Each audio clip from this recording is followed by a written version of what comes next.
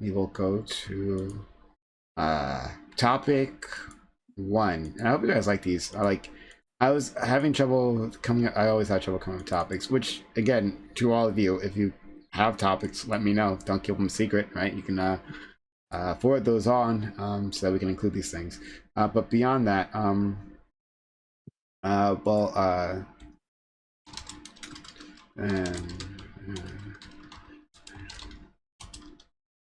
I'm sorry. People are DMing me right now. But beyond that, yeah, I hope you guys enjoyed like what I came up with. Topic one: many Black Americans feel that a level of respect is always due to elders within the community, believing that even if you have a deep disagreement, there are certain lines that shouldn't be crossed. Do you think that your elders necessarily have to be respected in all situations? Is the simple fact of someone's age a reason to not criticize them when they're doing wrong? All right. This is actually this topic was inspired by last night when I was on Fanatics panel, the ADOS panel, because of something you had mentioned, and I'm curious where everyone else falls on this. Go ahead. Start with you, Fanatic. Yeah. Wow. Okay. So I'm gonna 100% say that I believe that in all cases, you should respect your elders. But I wouldn't say that respecting someone removes your ability to criticize them. I think you can respect someone and criticize them in the same breath, and I would recommend that you do that. I think you're allowed to challenge the ideas of people, and just simply with someone being an elder doesn't automatically make them like immune to that. They're still capable of making mistakes, but you can challenge someone respectfully. You can disagree with someone respectfully, and I would say that that's probably the best position to be from. Okay. Let's go to Joe Lewis. Yeah, I'm of the same sentiment. Just because, like, there's this idea that just because somebody is older than you is that they're smarter than you. That's not necessarily the case. I would say that people who are your elders just have more experience in whatever social system that you find yourself in. Does that mean that their observations aren't valid? No, but I think you still have to look everything from a critical lens, especially if we understand that like the biggest advancements in Black history didn't come from the old guard of individuals. It came from the guard of the youth pushing the policies and ideas forward. Did that come from experience and education from elders? Absolutely. And like you gotta, it's all has to be embraced. Just because somebody is an elder doesn't mean that they're the all seeing at the all seer at the wide at the I don't know references, but yeah. Okay. Catalana. Hey, yo, fuck elders. I don't give a fuck. Honestly, I'm sorry. No, I'm sorry. Like, congratulations, you came out of the vagina hole 20 years before me. It doesn't mean that you know shit. And honestly, I can totally agree. Like, let's say if someone literally has the same experience, but a lot of things that I've seen is a lot of speculation, and literally, like, elders don't know shit quite often. I'm gonna tell you right now, I'd say it straight to my parents' face. You straight wrong all the time. I don't give a fuck. Yep, that's my point. There you go. Amazing. All right. Well, thank you so. Thank you so much. GSU Gambit. Yeah, I'm with Catarana. The elders are always wrong. No, I'm joking. No, yo, fanatics. But no. So I feel like it's kind of like what Joe said and what fanatics said. I think elders have lived a little bit longer, and I think we can pick out those people who are able to turn their experience into wisdom. And I think that when we have like contentious conversations, it's important to try to understand where they're coming from, because maybe there's something that we miss. And we all grew up with our parents, right? And we all thought, yeah, my parents are absolutely dumb, right? And then you get older and you start to experience things. You're like, oh man, like if I would have listened, I could have avoided some of these pitfalls. So I think that experience can be incredibly great. And I think that writing off all the experience of elders is, I think it's an error. I think that, like Fanatic said, if we do disagree, I think a part of respect is being able to give that feedback, and a part of reciprocal respect is them being able to receive it. So it's not all about agreeing, but challenging ideas and things like that. So I think it's wonderful. I have a great relationship with elders in my family, and a lot of us don't agree at all on certain things. So yeah, that's it. Okay. Next, Aladdin. Matt Ladden. Yeah, so it's actually funny. I kind of have half a Katarana view and half like everyone else, where like I do want to respect my elders. Like I was raised, like my dad would always say, he would tell me stories from his youth where he would like, disagree with his folks on their advice, but he'd say, you know what? You told me this and I don't want to do it, but I'm doing it because you told me to do it, right? That was his this general perspective. The black man born in like the 1940s, that was his mentality, and that's what he wanted to pass on to me. He didn't really pass it on to me though. The thing is, like, I spent years like aggressively challenging my parents on a lot of things because they were just wrong about lots of things. And I look back on it now, like, 10 years later, and I'm still pretty confident in that my stance was the correct stance. You know what I mean? So, like, I don't think that elders are inherently correct when it comes to everything. I will say, though, that elders should be respected in terms of how I debate them. And I mean, this is gonna be kind of funny because I actually ran into this problem recently. Like, my dad had a bad take on some recent events, and I was, I was giving it to him hard. Like I was just being really, really mean in my responses, and I realized that that was not the best way of conveying my thoughts, especially to a family member, and I shouldn't do that. So that's my take, anyway. Is try to be nice. Sometimes it's hard. Really, really try to be nice anyway, but they're not always right. So, next, High Priestess. High Priestess, thank you for joining us. You can introduce yourself and also tell us how you feel about the first topic. Can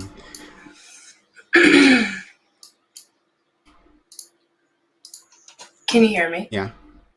Okay, my computer took a huge fat shit right when I got in here, so so I had to like reset everything.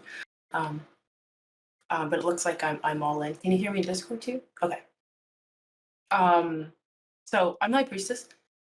I'm doing kind of fantastic. Sorry. Okay, I'm here now. I'm here on your panel. Thank you for the invite, by the way. I hope you guys are doing great. I missed all the intros, so I'm gonna assume that you're all doing fantastic and your life is doing as good as mine right now.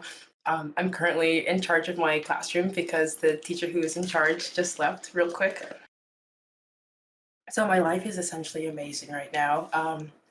I'm just like the star of my daycare, which is, I don't know, that sounds like the most low key. I don't know if that sounds irrelevant, but it's amazing. Everything in my life is amazing right now. And except I didn't prepare for this panel at all because everything in the classroom is kind of on me now. So I'm kind of busy all day long, which is amazing, and my days are super long. So you don't really care about hearing my work anymore, but it's good. Everything's good. Thanks for asking. I hardly stream anymore. So where can you find me? Right here. On this first topic, I kind of feel like the idea of respecting your elders is innate. I'm very traditional, I think, in some senses. So I like the idea of respecting your elders, but I really hear what Katarana is saying with like, fuck that, you're always wrong about everything. But when it comes to respect, I think that's like a subjective term, right? Who really knows what it means to respect someone? So in terms of respecting your elders, yeah, I think that you should come with some sort of, at least a bit of reverence when you approach someone who is noticeably your elder. I would say that to an extent they're your superior until they have demonstrated that they're not, at least. And when it comes to respecting them, I think that you just respect them as much as you should respect anybody else, really. I think you should approach most people with respect. Do you need to, hang on every single word that they say? And, if you get advice from an older person, is that just the right way to go? I mean, there's a lot of really aged ideas that are still being perpetrated. I didn't realize that isms and ists were so broad. So I think that I don't know. I think that the older generation is still really perpetrating a lot of that, like ableism and sexism and racism, and to me it's very shocking as I'm 22, as a young person hearing like my boss, for example, who's 50, say some shockingly ignorant things casually, like, "Oh, that baby is speaking Chinese," just because she didn't understand what they were saying. And I'm just like, "Oh, we still say things like that? Okay." Thank you. I think you actually bring up an interesting question as to what exactly you mean by respect. And since this was inspired by Fanatic, what do you mean by respect your elders? You muted. I caught it. It just occurred to me in my mind. I typically don't, do proprietary definitions. Just the basic, kind of showing deference to, treating someone with a bit of reverence. And again, you can still do those things while you're in disagreement with the person. So I would say around those things, like man, my parents were wrong about a lot, and it used to really mess with me mentally because I'm the youngest. But it doesn't matter. I still have to respect them, even if they're wrong. And the more I've learned now, and the way the world has changed, and how out of touch they are with like technology and just information, and it's just they're so wrong on so many things. But I respect, I honor them. So I guess I would probably the best way would be to look up the definition of what respect is. But I would say intuitively, I would say it's just to show deference, to sort of revere and honor them. Okay. Would you say, Fanatic, that there's like more of a application of respect rather than a definition? An application, I Like would like a practice of showing respect as opposed to like a working fixed definition. Well, I would probably assume that the practice of it would probably flow downstream from the definition itself. Gotcha. Like, or at least, like just whatever is in that definition is what I would probably like subscribe to. But I feel pretty confident about showing deference.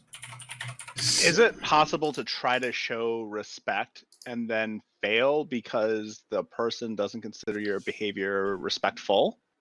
And if so, would it be possible even to go further and say that something that might demonstrate respect to an elder is offensive to you, and you have to like figure out where to draw a line on that front? Absolutely, yes. Sure. Because there's cultural sensitivity that you have to have in certain settings. Like as an example, my girlfriend doesn't call her sister by her first name. That's just something they don't do in the family. Moreover, Baji, which is I think if I'm recalling correctly, that means something. It'll come back to me. You mean like how the Japanese do that? Like your older sibling, like One-san or Oni-san or something like that? Yeah. Mm-hmm. And then additionally within her family, it's disrespectful to speak of ill of her parents. So what that looks like, as an example, like they're in a weird kerfuffle between her and her father, but it's disrespectful for her to challenge the ideas and things that her father says, whether it's right or wrong. And that's just that's a thing that's just like not acceptable within her culture. And even when she's trying to navigate like complicated things with him, she has to keep that in mind as she talks to him. Yeah, that's a whole nother thing. Yeah. I just feel like at least like I know the question said like Black American, but I'm not Black American. So I don't know. Within my culture, quite often I'm just kind of told to like, yo, shut the fuck up and only talk when your parents are speaking to you. And if they say something that's wrong, just sit there and like eat shit. And that's what my parents see as respect. And when I like go ahead and challenge things that they say by saying like empirically what you said was wrong, they'll be like, shut up, kid. And like, even though I'm like, well, you were incorrect. And I just feel like it's kind of illogical to be expected to give like this amount of respect to one party where like that other party is absolutely not obligated to give you any form of even like a semblance of something that's similar to what they're doing, like that you're supposed to give. Like my parents could literally tell me like you're dumb as shit, and I could sit there and be like, very nice, do it more. But if I said anything back like that's not true, they'd be like, shut the fuck up. So like that's what I've been taught as like this is how I need to respect my elders. And if that's the way that I need to go about it, you ain't getting it from me. Hell no. Not a fucking chance. I think Yeah, that's respect in something a else. situation like that is just not being demonstrated at all. And when it comes to a parent like child relationship, it's you haven't even like, I mean, you've had years to teach me what respect is, and you've had years to respect me. And so I as a person who has not been respected by my parents, as someone who doesn't respect my parents, I'm on Katarana's side. Say shit to me, you can fuck right on off. Like my father literally came here and tried to like break my doorknob. Like he knocked on my door, I didn't let him in, and then he like tried to find a rock and like break my like you. Next time you do that, I'm gonna call the police on you. So I don't know. And he's black, and I know that's super fucked up. But don't come to my fucking house and try and break in. That like what else do you want me to do? Come to my door with the things that I have? Like come on, like behave yourself. And so how do I respect you in that situation? You haven't taught me respect. So I respect you by keeping my door shut and not dealing with you. But I've been taught respect from other elders in my life. I've had teachers who have shown me respect and have shown me kindness even, and have just showed me how to act mature and showed me how to deal with certain situations. And so I respect that, and I respect them back. And even like my boss will say some nonsense to my face, and I don't know, I've been kind of it's a bit of beaten into subordination, but I don't know. I feel like there's no need to cause a tussle with the person who owns the business just because I don't agree with her in that particular moment. And that's kind of I see that as a little bit of respect sometimes with just like putting your head down for a second or two, even though you don't agree. Like you don't have to just pop off at the mouth because you disagree with someone. And that's what adults have taught me, that they don't they don't fly off the handles just because they disagree with me. Sometimes they sit me down and walk me through it. Yeah, it's Yeah, I think important. there I should think. just be like Yeah, reciprocity. go Like for I it. don't know. There's obviously I don't see any logic in like my parents always say like the whole honor thy mother and father, and I'm like, yeah, wait for it, because like if I don't get any form of like somewhere close to the amount of respect that you want, then I can't do it. But like obviously if I'm like at work and on a general day to day, my boss is like really good with me, and then one day they say something that I don't like, I'm not gonna be like, hey, oh fuck you, bitch. Like I'm just gonna hold on. And then like most times, my boss will be my elder, and I'll like go about it and like come at it with a respectful in a respectful manner. I'll let them know what I think without it being irrational and just like me going off like the way that I might do with like my own parents. But that's just because I actually am respected by elders typically on a day to day. I will never respect someone more than they will respect me.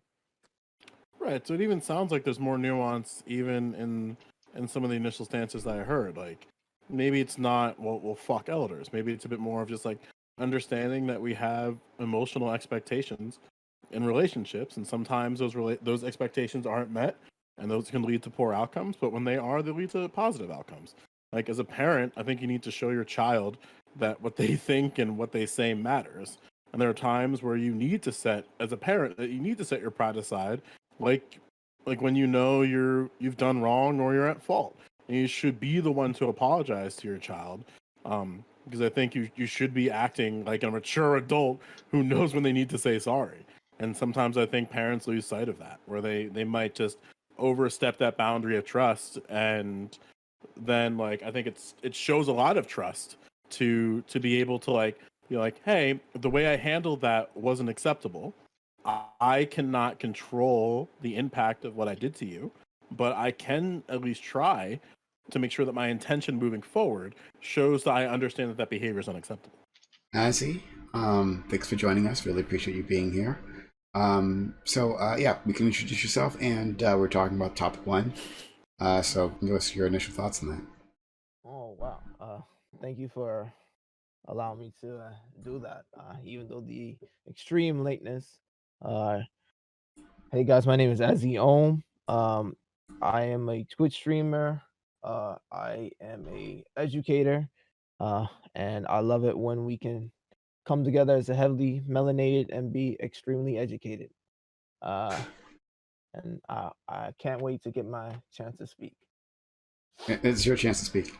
Oh, right now. Okay. So if I'm so just can someone catch me up on, because I'm hearing that we're talking about whether or not an adult or an elder is breaching the boundary of crossing some type of boundary, and then whether or not we should respect them or not, because of that broken boundary or because of that broken guideline. If correct me if I'm wrong, is that what we're talking about right now? So it's topic one. I can just read it to you. Yeah, I know the topic. I just Okay. want to know the what are we focusing on right now, so I don't start rambling. Because I generally believe that even if even if a person is a bad person, like my great grandfather was a drunk, you know, but despite him being a drunk and despite all the things he did to embarrass himself, and then like the rest of the family would clown him, but because my dad and we would respect him, my family would respect him despite him, breaching those boundaries and doing and making himself look lesser. We still chose to, because of his position, because we know his history. um and I'm even of the thought that even if I don't know you, because I know you've gotten to a certain place, or you're a certain age, I just won't disrespect you. Like, I'm gonna treat you like I would treat myself, especially if I get old. I want people to take care of me, and not like hopefully I'm not a jerk, but I would still want people to respect me, and because of that, it was reciprocated. Like, he ended up blessing us with an inheritance. So, part of the reason, so Fanatic is the one who will help me think of this question. But it reminded me of a specific situation that happened on this panel many months ago with an individual who's not here anymore. But we were talking about the Congressional Black Caucus.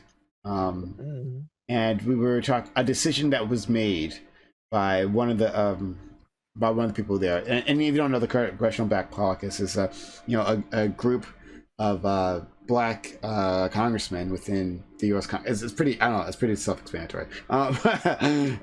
Anyway, some of those people were part of the civil rights struggle, right? Like the people who founded it in any which way, part of the civil rights struggle.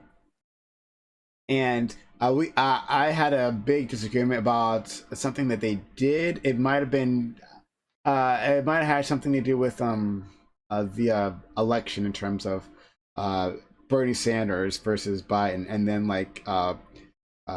the guy from South Carolina who endorsed them. I'm thinking this was about. Anyway, it was a long time ago. And this person who was part of the panel, didn't like the way I came at the CBC, right?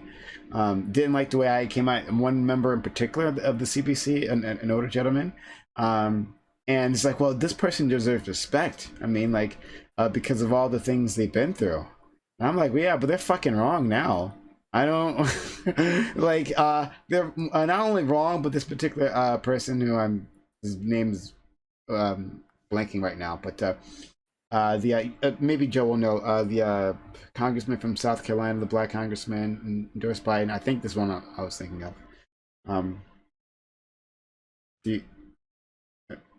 No, you're muted. But maybe it'll help me out in a second. But my bad, all software muted. I'll look it up real quick. Okay. And this particular person, he was fucking wrong, and I didn't like the way he had been operating for a long time. In fact, I didn't like the way the Correctional Black Caucus in general had been operating a long time. I thought it was actually pretty new to the organization, right? And I said so, and I got pushback from this individual about this, also being black. And she's like, well, these are our elders, and some of these people were involved in the civil rights struggle. Like, okay, you could have been right then and wrong now, and I don't have to Sorry? When you say they said you disrespected them, is it because you disagreed with an opinion, or were you interacting with this person, or a congressman? No, I was not interacting with a congressman. Okay, I'm just trying to understand the context. No, it's fine. But it's just on this panel. We were just having a discussion on the panel about something that the Congressional Black Caucus did, and I was calling them out. All right, I'm like, this is trash or whatever. I don't know exactly what I said.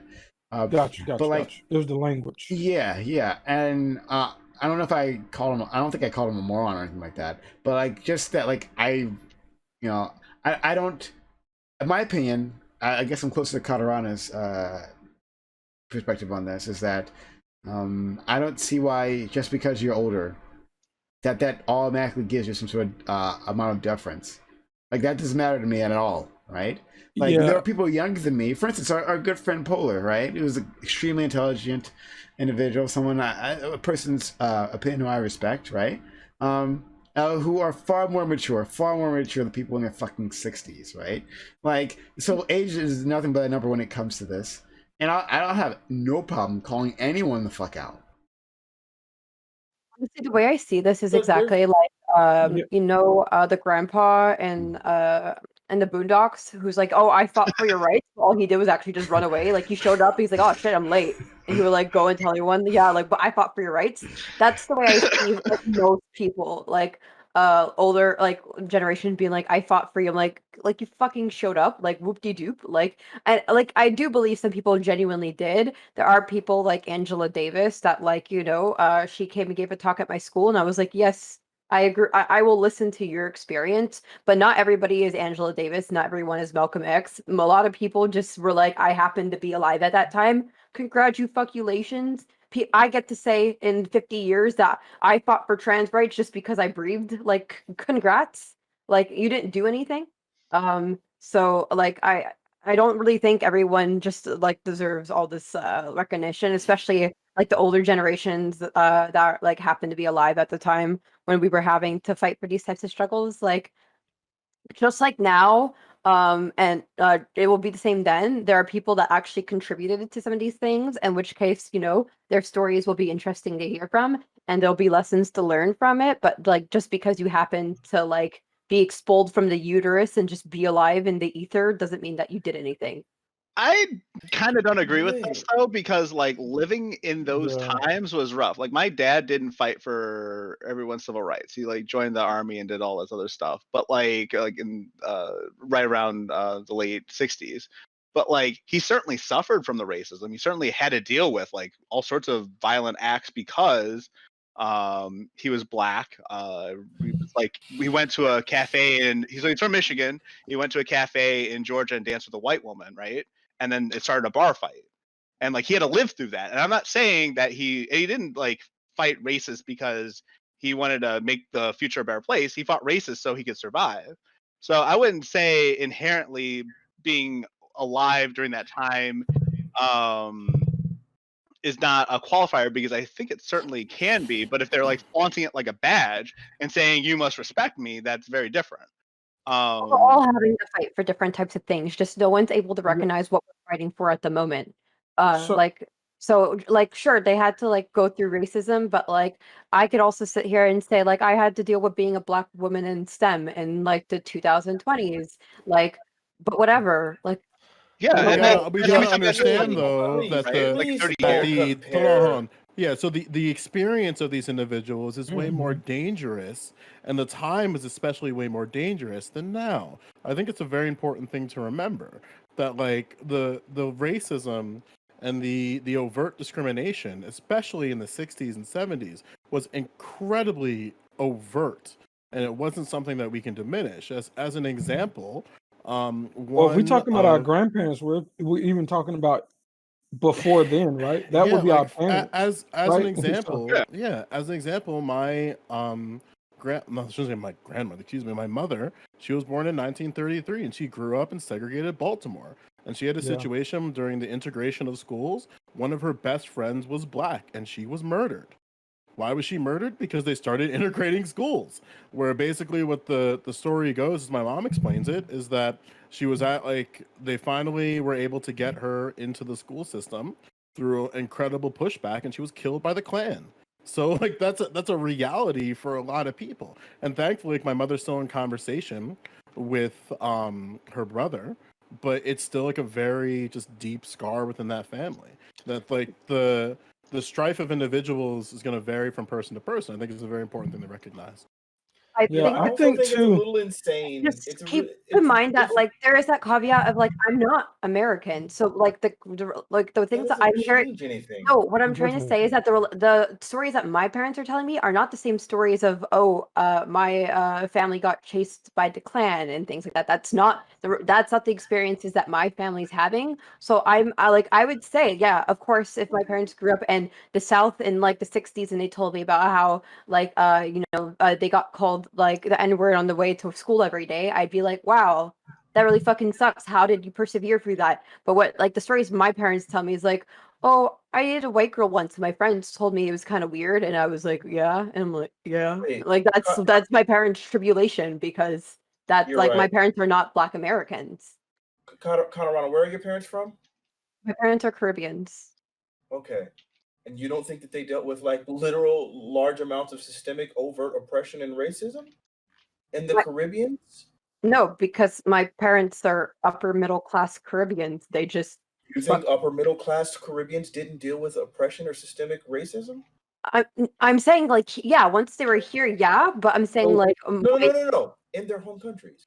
You think they were immune to it because they were upper middle class? I lived in the same country as where my dad went to school. No, nothing happens. Like You don't think things changed dramatically over the course of 25, 30 years? Such that there's you would be able to there's compare. Look, there's a I'm not going to ask any more questions because this is just ridiculous. So no, look, I meant there's overt the fact, colorism in the I Caribbean, got and my you. Of parents course. are like light skinned Caribbeans. Like that's it. They're just like, wow, you're almost white. How cute. That's what they dealt with. So I think it's really insane to me. Like, it's funny. The person that's the champion of like, the person that's the champion of I shouldn't have to show any sort of deference or respect to people because of their because they are elders is the same person literally trying to compare like her dealing with some sort of pushback as being a woman in STEM and comparing that to like overt civil rights movements like for What black what I'm people. It's comparing it crazy. to, What are what you I'm talking comparing it about? to is what my parents had to deal with, and my Good parents shit. didn't have to deal with very much in the Caribbean, as opposed to all the sexual harassment and people that try to rape me in my department as being the only Black woman in the physics department. I don't think Okay. my mom had to deal with that, so I can definitely say at the end of the day that I have to deal with a lot more as being a Black woman in STEM and being the only Black woman in the entire fucking faculty that my mom had to deal with just because she's like, oh, my parents made fun of me because I wanted to date a Portuguese guy when I was 14. Okay. So I'm gonna I let you think believe the that. the problem is, and this is kind of where I was understanding it. We're comparing like experiences and traumas and accolades and who we think might have a be worthy of of speaking nowadays. Just because they've gone through certain things, they did certain things, and there's a problem in that because it's inherently telling people to shut up because you're not you're not Martin Luther King or Stokely Carmichael or Marcus Garvey, or you're not the exceptional Black person, and you don't it doesn't even have to be you don't even have to be American. Like, I think that's what we're trying to say.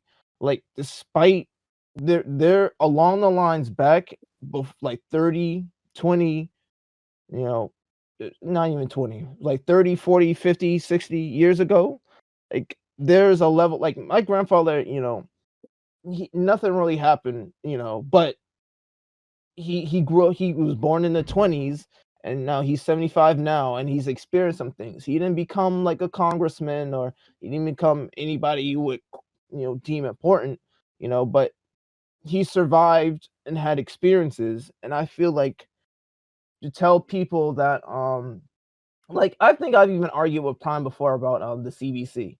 I feel like I and it's not just Prime that I have a problem with when we talk in any type of way when we talk about our elders, just because they are, they're off, or they're disrespectful now. Just because they're off now does not, give us, and I would say go so far as say the right to talk about them as lesser, because the very fact that they made it this far, they have an experience. And I'm not going to, even if the experience is, I think it's lesser because I'm comparing it to something else, or I think what I think is right. Um, I'm not going to go so far as to disrespect their position. I can criticize them. That's a different position altogether. You can criticize. I even criticize my own parents, right? But I do it out of respect. Like, at least I try to, and so far I survived, right? I haven't been smacked a million times, or I'm not dead now. I think I'm doing it right. Like, I think there's a problem, because what happens when we survive to 75, we survive to 80, what you're just gonna, and you think you have something to say, and then some 25-year-old, 30-year-old comes up and says, "Nah, bruh, you know, f you, your opinion doesn't matter," you're gonna be like, "Yo, oh, you know, the tables have turned, and it's not gonna feel good." Like, I feel like by doing this now, I'm doing this because I expect to be treated a certain way when I get older, and I feel like I will be old, bro. I'm going to make it. I'm gonna be 120 years old, and everybody's gonna listen to me, So even if I'm a garbage man. But Azzy, like, is that doing it because you are expecting that same sort of treatment is like a recipe for disaster, though, in a sense? Because like, it's not like the younger generation is going to remember how you treated the You older don't need. generation. That's the Like, No, reason they I'm probably alive. will. I mean, like, think I think it's good to be respectful of individuals. Like, that's the point. Like, just No, but I think people can see how you treat your elders that are part of your family, right? Like your kids are gonna grow up and they'll see the interactions that you had. Like, I think what's missing True. here, I think, I think before grandparents, there just seems to be a difference of like the amount of deference we should show people that are in family in general, right? Like I have a different metric for how I'll treat somebody that's family that's not family, and a lot of people say, you know, hey, blood is thicker than water, and all blah blah blah, right? And some people feel the exact opposite. So if somebody's a part of my family, I'm gonna treat them with a higher level of respect than I would treat like a normal everyday person, right? And as they age, that like metric actually increases. So it's just like I think there's a baseline respect. So I like regardless of who I get into it with my family, it's gonna be like unlikely that even if they heighten the tension that I'll respond the same way, right? And I just feel like that's the way to keep like a I cohesive family. That I have like a strong conversation with them and say, "Hey, I really don't like how that shit went," right? But like well, like to me, Colorado it's was saying. important. Well, yeah, I want to like for me, I it really just depends on the person. I No, but do I'm not saying have it an doesn't. I'm saying the equalized. opposite. Yeah, but what I'm saying is that for me it does, because so I have some people in my family I respect more than other people in my family. I treat my aunt with more respect than I do to my own parents, and that's No, no. because my aunt can actually sit and tell me about experiences, and I can say, yeah, you Wait, I actually think had to deal with things, and no, like I like respect your opinion because clearly like you can give me advice on the things I'm saying, and you have like wait. Okay. expertise It's in the hold things on. I'm Wait, wait, wait, asking wait, you wait. about. Hold on. Wait. It's not that I understand your take, and it's not that I'm saying these things to debate against your take. I'm just putting something else on the floor, and I'm giving my take. I'm not necessarily saying this in contrary to yours. I mean, it is in contrary, but I'm not saying it because it's in contrary, right? Yeah, I'm just trying. neither am I gonna try to make you change your opinion and try to convince you by the end of this panel to go and tell your parents to like fuck off, right? Like that's not what I'm Yeah. trying to get at. I just want to like explain that like on my end, like it really does have to do with the experience.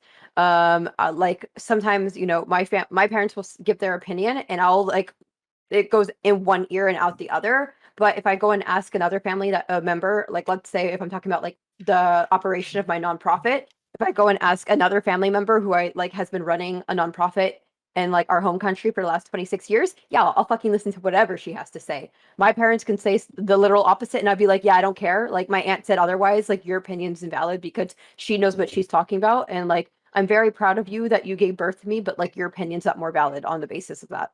Right, Oh, but you there's talking about still an specific acknowledgement issues? of there's still I think a level of acknowledging that like you can listen to an opinion that someone has to say, and you don't have to take the opinion. I think Yeah. like again like just to be incredibly clear here, my mother's white. And remember, the Civil Rights Act was in 1964. She was born in 1933. She lived for 30 years of her life with very little black people. So I don't expect her to be able to raise a black child appropriately. I also don't expect her to really have a firm understanding about race issues in the United States. And I would argue that it's not her fault. It's just a consequence of her socialization and her environment. So sometimes she gives me some very like sort of on the nose neoconservative advice about law enforcement. I listen to it, I respect her opinion, but I'm not going to like take her opinion and go to the bank with it. And her and I know that. Like where we can have conversations about topics and she can give me opinions about my life. We can disagree with it and come out of it where it's like, hey, this is still my mother, but I'm not going to take her opinion not necessarily seriously, but I'm just not going to follow through with her opinion or advice. I think respect shows that like I listen to what you have to say, and then I can do with it however I want. So Yeah. I don't think does wanted respect to- go so far as to say that you actually even listen to what the person said, because I think that respect has everything to do with empathy and not so much to do with how correct or incorrect you are. Because someone says something about if you run a nonprofit for 26, you can still be wrong as hell. I can still dislike you. You can still be, but I think respect is, and especially when it comes to respect in terms of age, is a lot to do with empathy, and they have literally seen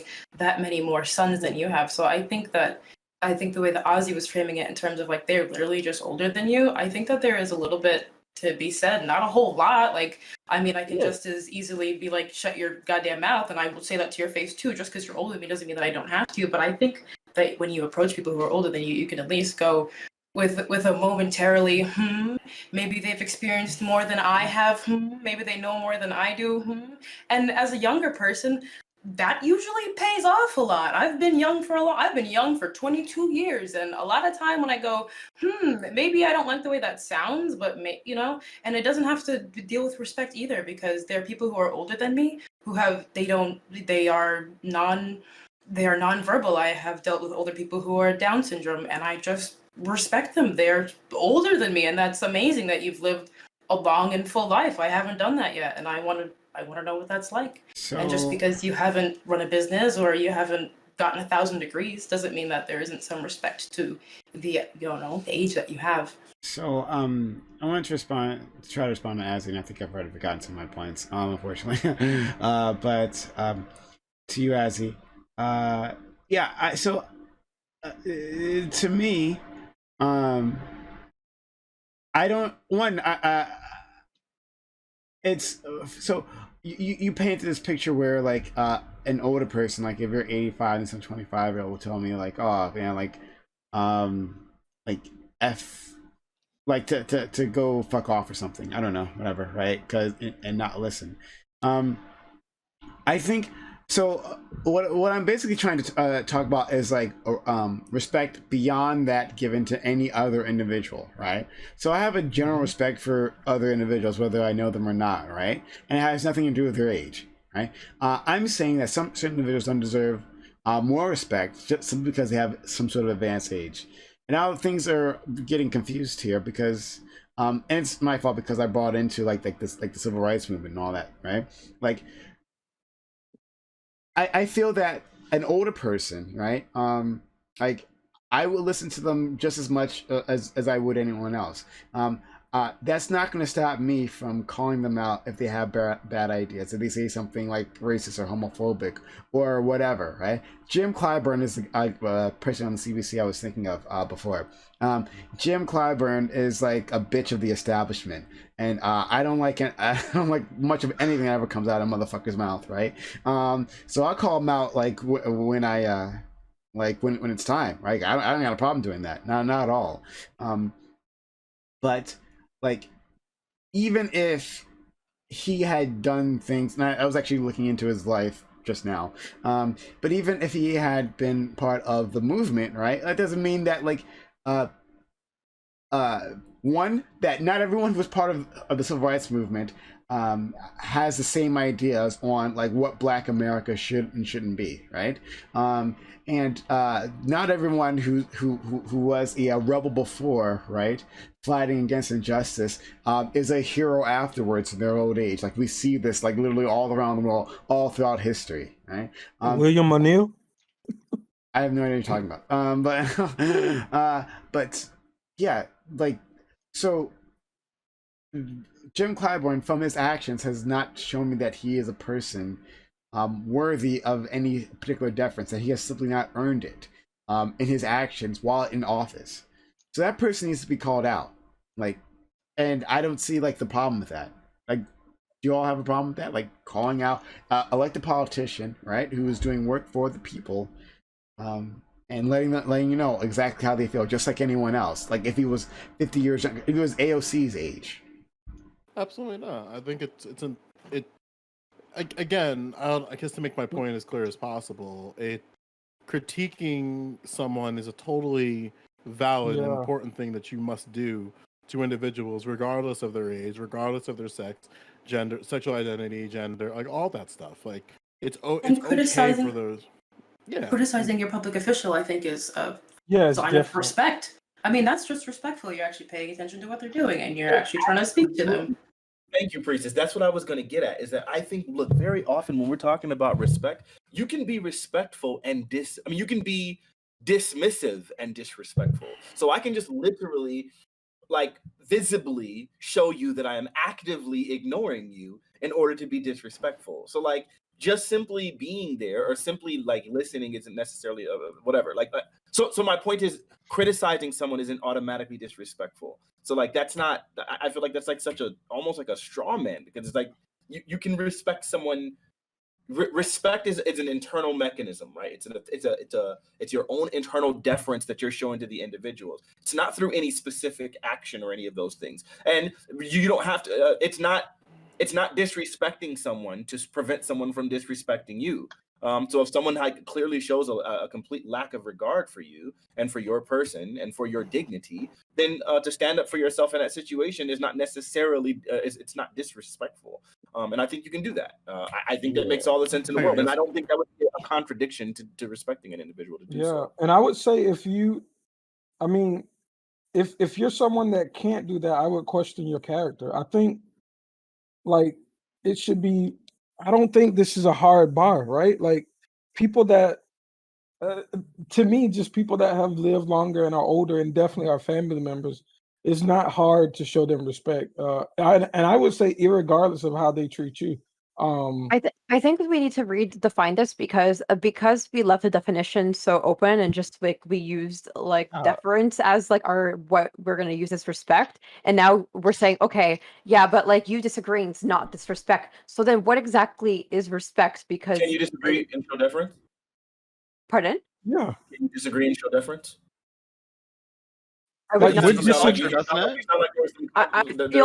conflict here that's not there. No. So I'm disagreeing with you right now, but Yeah. I don't think you would characterize this as disrespectful, right? And we don't need the hard line, the definition of respect. Like it can be all. But a second ago, just because I was attributing it to my like hard disagreement with people's positions, now we're saying that's not disrespect. So that's why I want to hardline it, because I don't want to go ahead, move to something else, and then be told no, but that's not disrespect either. That's a straw man. So like I'm trying. But I think Like we what all Joe was said that saying in the earlier, opening, though. right? We all said in the opening that giving feedback or disagreeing is not a part of respect. Yeah, I think we all said that. Well, Yeah, no, because Joe was talking about his girlfriend's culture where disagreeing with an elder is disrespectful, right? So like there is like some situations where disagreement can cause. black. Yeah, so I think this might be a little bit of of a cultural thing, because like within maybe my household, that is what is seen as respectful. Me not saying that I'm disagreeing, and if I do say that I disagree, that is considered disrespect within my household. So it really just seems like a subjective So definition. this is what I was just saying before you butted in, and you might not like this, but I think that if you have a level of interpersonal skill, you can overcome that. There's definitely been people in my life where it's been taboo to like speak against them in whatever way. But I feel like there's a level of, I don't want to call it emotional skill because I actually hate that term. Emotional intelligence. No, it's not intelligence. It's like interpersonal skills. There's a level that you can get to where you can disagree with somebody that doesn't. It's like a two-person dance, though. Like you can have all the emotional intelligence in the world, but if the other party is not receptive to that emotional intelligence that you're demonstrating, it's just going to feel real bad. I think like it's a matter of context, right? Like if the elder has given you the benefit of the doubt and respects the fact that you disagree, you're fine. But if you disagree with your elder and your elder takes it as a personal affront, there's no level of emotional intelligence that can really fix that without a lot of time. I want to counter that, but I want something GSU really to clear. finish, because GSU is something really clear that Gambit is talking about, because it's not emotional intelligence, it's emotional capacity. That's a very important distinction, because we all deal with emotional capacity in every aspect of our life, like, right? So we understand no matter how disciplined or value driven we are, if you don't have high emotional capacity, you're going to fall short in situations.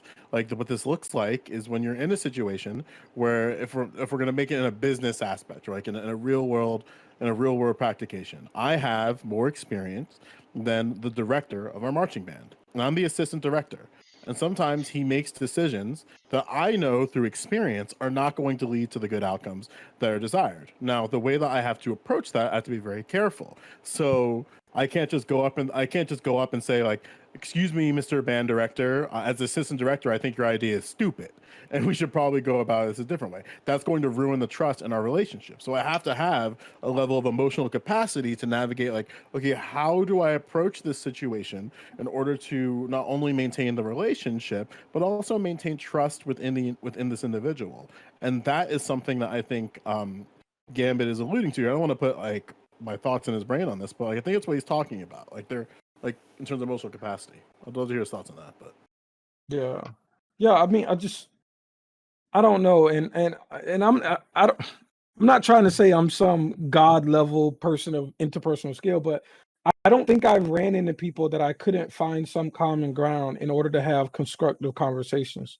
I don't like, or maybe I just haven't run into the worst people in the world, and like maybe unfortunately y'all were birthed in a family where those type of individuals that are that like combative or whatever word we want to use exist, right? But I rarely.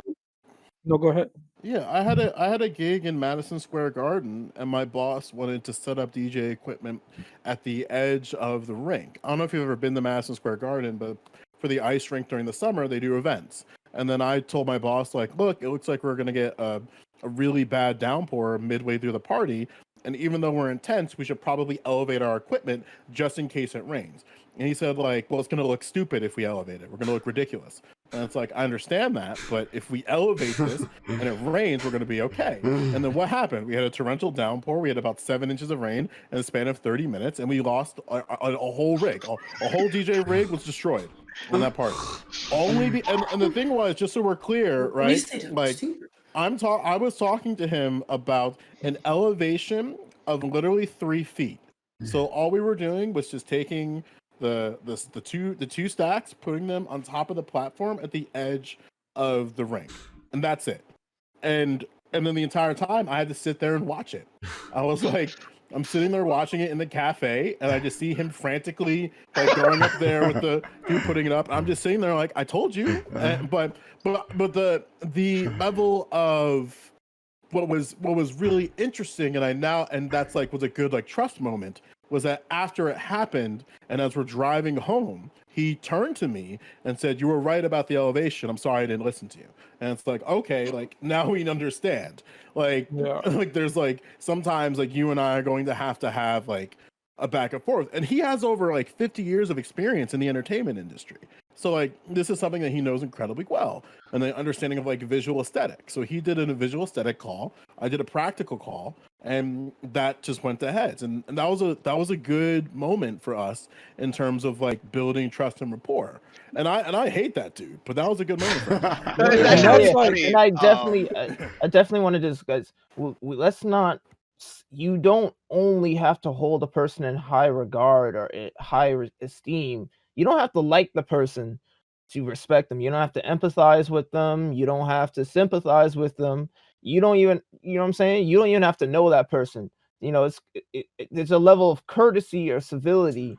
You know, when we say deference, yes, deference. I don't see there's if anything wrong with deference. Like, there's a way to criticize. Like, if you're gonna tell somebody the I don't truth, like it. Like I looked up the I even pulled up the I'm definition sorry itself. you It don't says like it. submission. Like, ew. It's not submission. Well, then that's different because you're conflating submission No, with I'm civility. saying no, Like, no, but you that know, actually and let doesn't, me finish because because I want I to. don't know the word off the top of my head. I looked it up when we started a conversation. It says humble submission and respect, and I'm like, I don't like that. Well, Like, I'm not gonna submit, submit to. Okay, go. and Hold humility. on. well, maybe what? Hold on, wait. Let's just. I think this is really Sure, easy. what?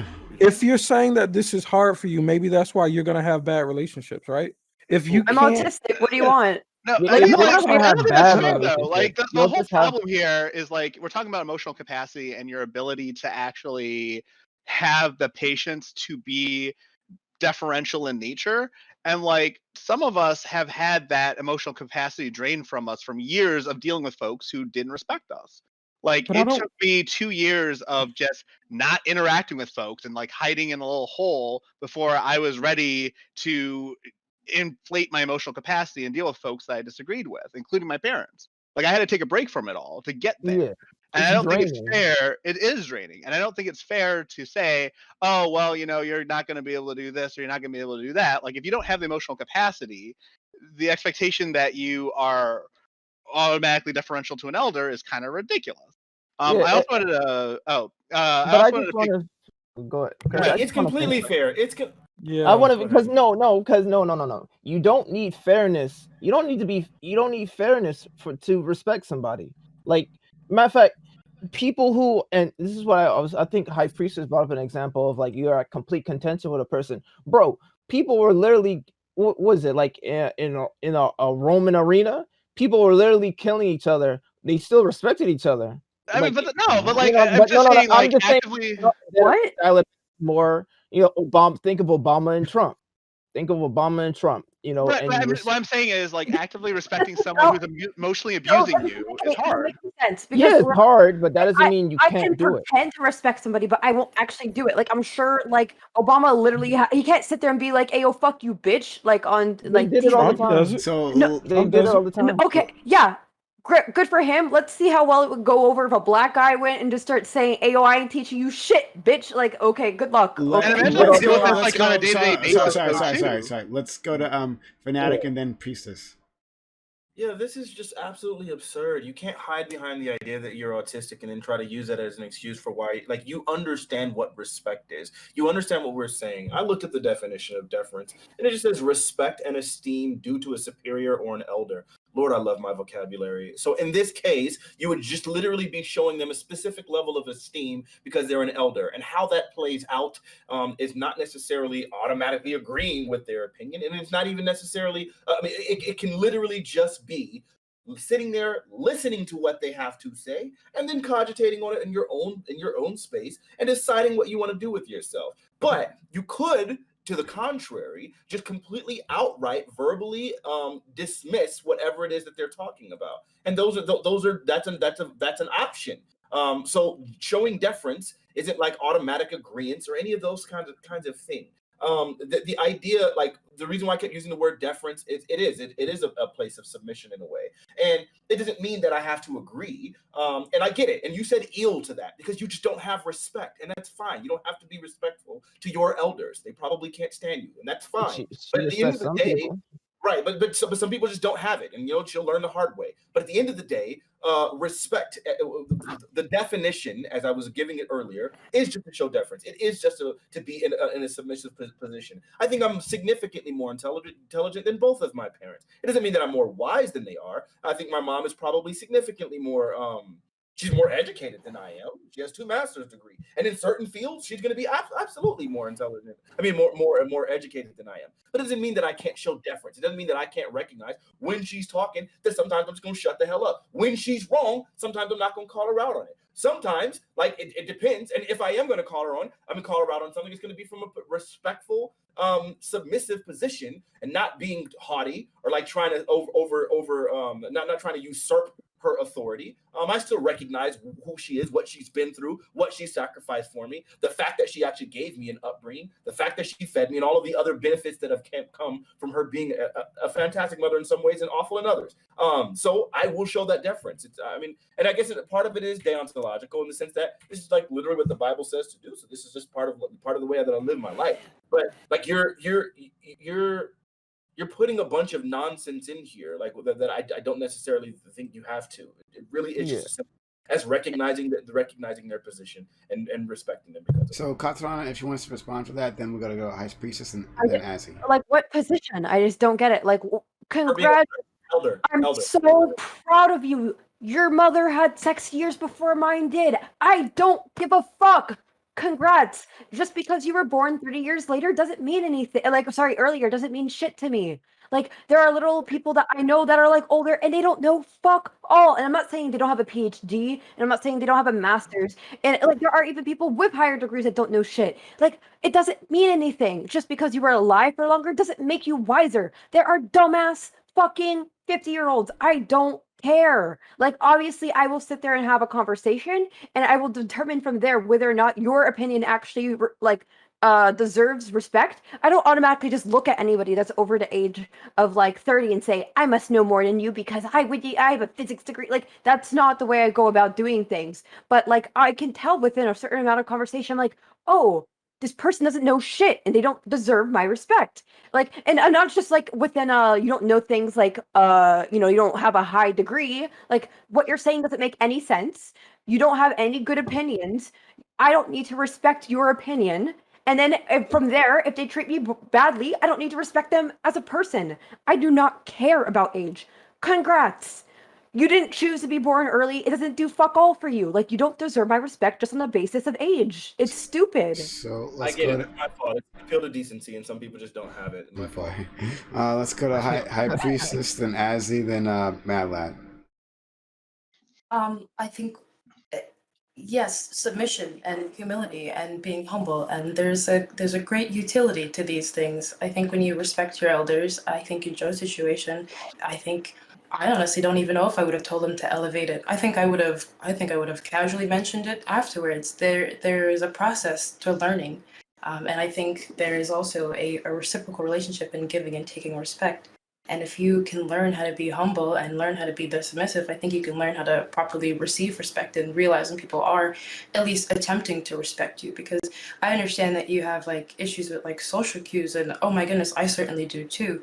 And was it Mad Lad was suggesting like, yeah, I mean there is a limit, there is an absolute limit. I lived for a hermit for a long time before I realized like, I think I can talk to someone and they can reprimand me and I can literally not cry about it. It took some time, but you get so much abuse and you just take so much, and after a while you're just like, all right, I just need a moment to get away from this. And at some points, situationally, yeah, you do need to be disrespectful to your elders. And I don't know about need to be disrespectful, because I thought it was another point that I had, like 30 hours ago, was just, I think sometimes when I'm being disrespectful, obviously disrespectful, I don't think that I need to or have to in that situation. I think most of the times when I'm being disrespectful, I've lost my cool. I have lost my emotional, grasp in the situation. I've just absolutely lost all, impulse control, and I just go absolutely nuts. And I do have like meltdowns. I meltdown on authority as well sometimes, because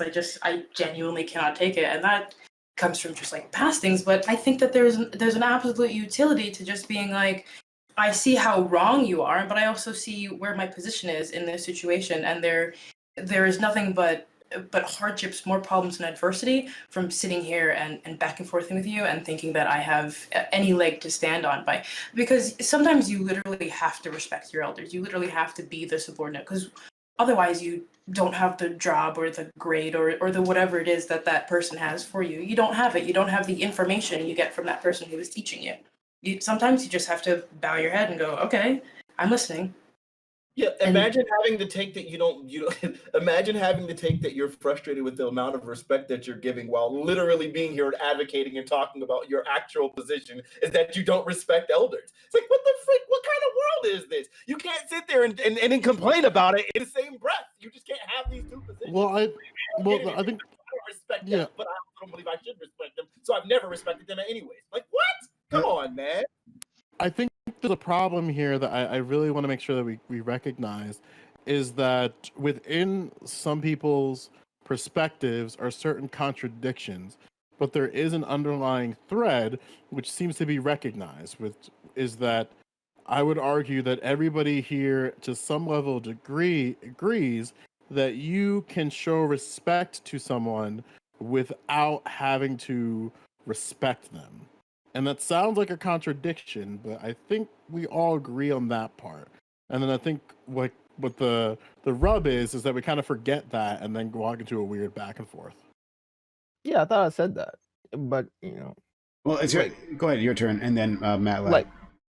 Like I literally said, you can be on the battlefield about to kill somebody else and still respect the person you're about to kill. Like, you know what I'm saying? Like, they did it all the time. Like, even now in martial arts, They do it like, in anime you're all the about time.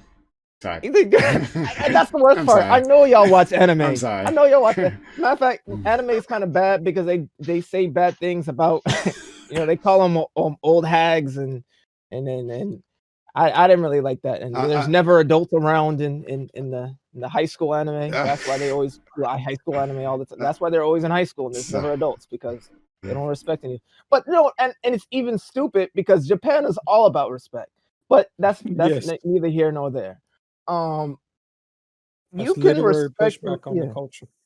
Yeah, it's I think Katarana, you know how to respect somebody because to get to the place that you are, like a PhD, you had to respect somebody. I'm literally 12 years old. I don't have a PhD. Of course. All right. You said it. All right. Great. There's a way to speak truth to power. And that's what I'm kind of hearing. Like, there's a way to disagree with the CBC. There's a way to disagree with your parents. There's a way to disagree. Like, I go to spaces where the people are my age and they don't particularly respect me because they believe respect has to be earned. I personally don't think respect has to be earned because I believe respect is also courtesy and civility and, deference, like meekness. And I think, like, in today's age, we have a problem with the word submission, especially amongst certain cultures, but we're black, so let's talk about black culture. Like, we're literally in a day and age where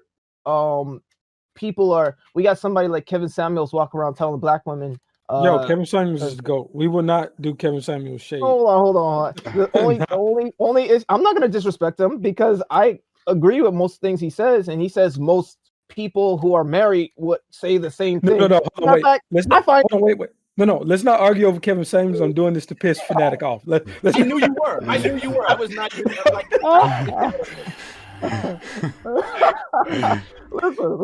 Listen. There's a way to say something. There's a way to criticize. All right. You don't got to say F you and you're the bits of the establishment. You know what I'm saying? You don't gotta say that. You know what I'm saying? Especially on the internet. But I definitely wanted to say it. But I definitely wanted to say it. So I said it. Release, man. Prime. Well, You might get bored one day, and you might want to do some big things. But you call somebody the bits of the establishment. You know what I'm saying? He'll be long dead before. You know what I'm saying? I have any This is why I don't. to be interesting. This is why I don't ad hom. This is why I don't cuss people out, especially on a public platform. This is why I don't make certain jokes or memes, because I don't want to disrespect anybody, especially people in the chat.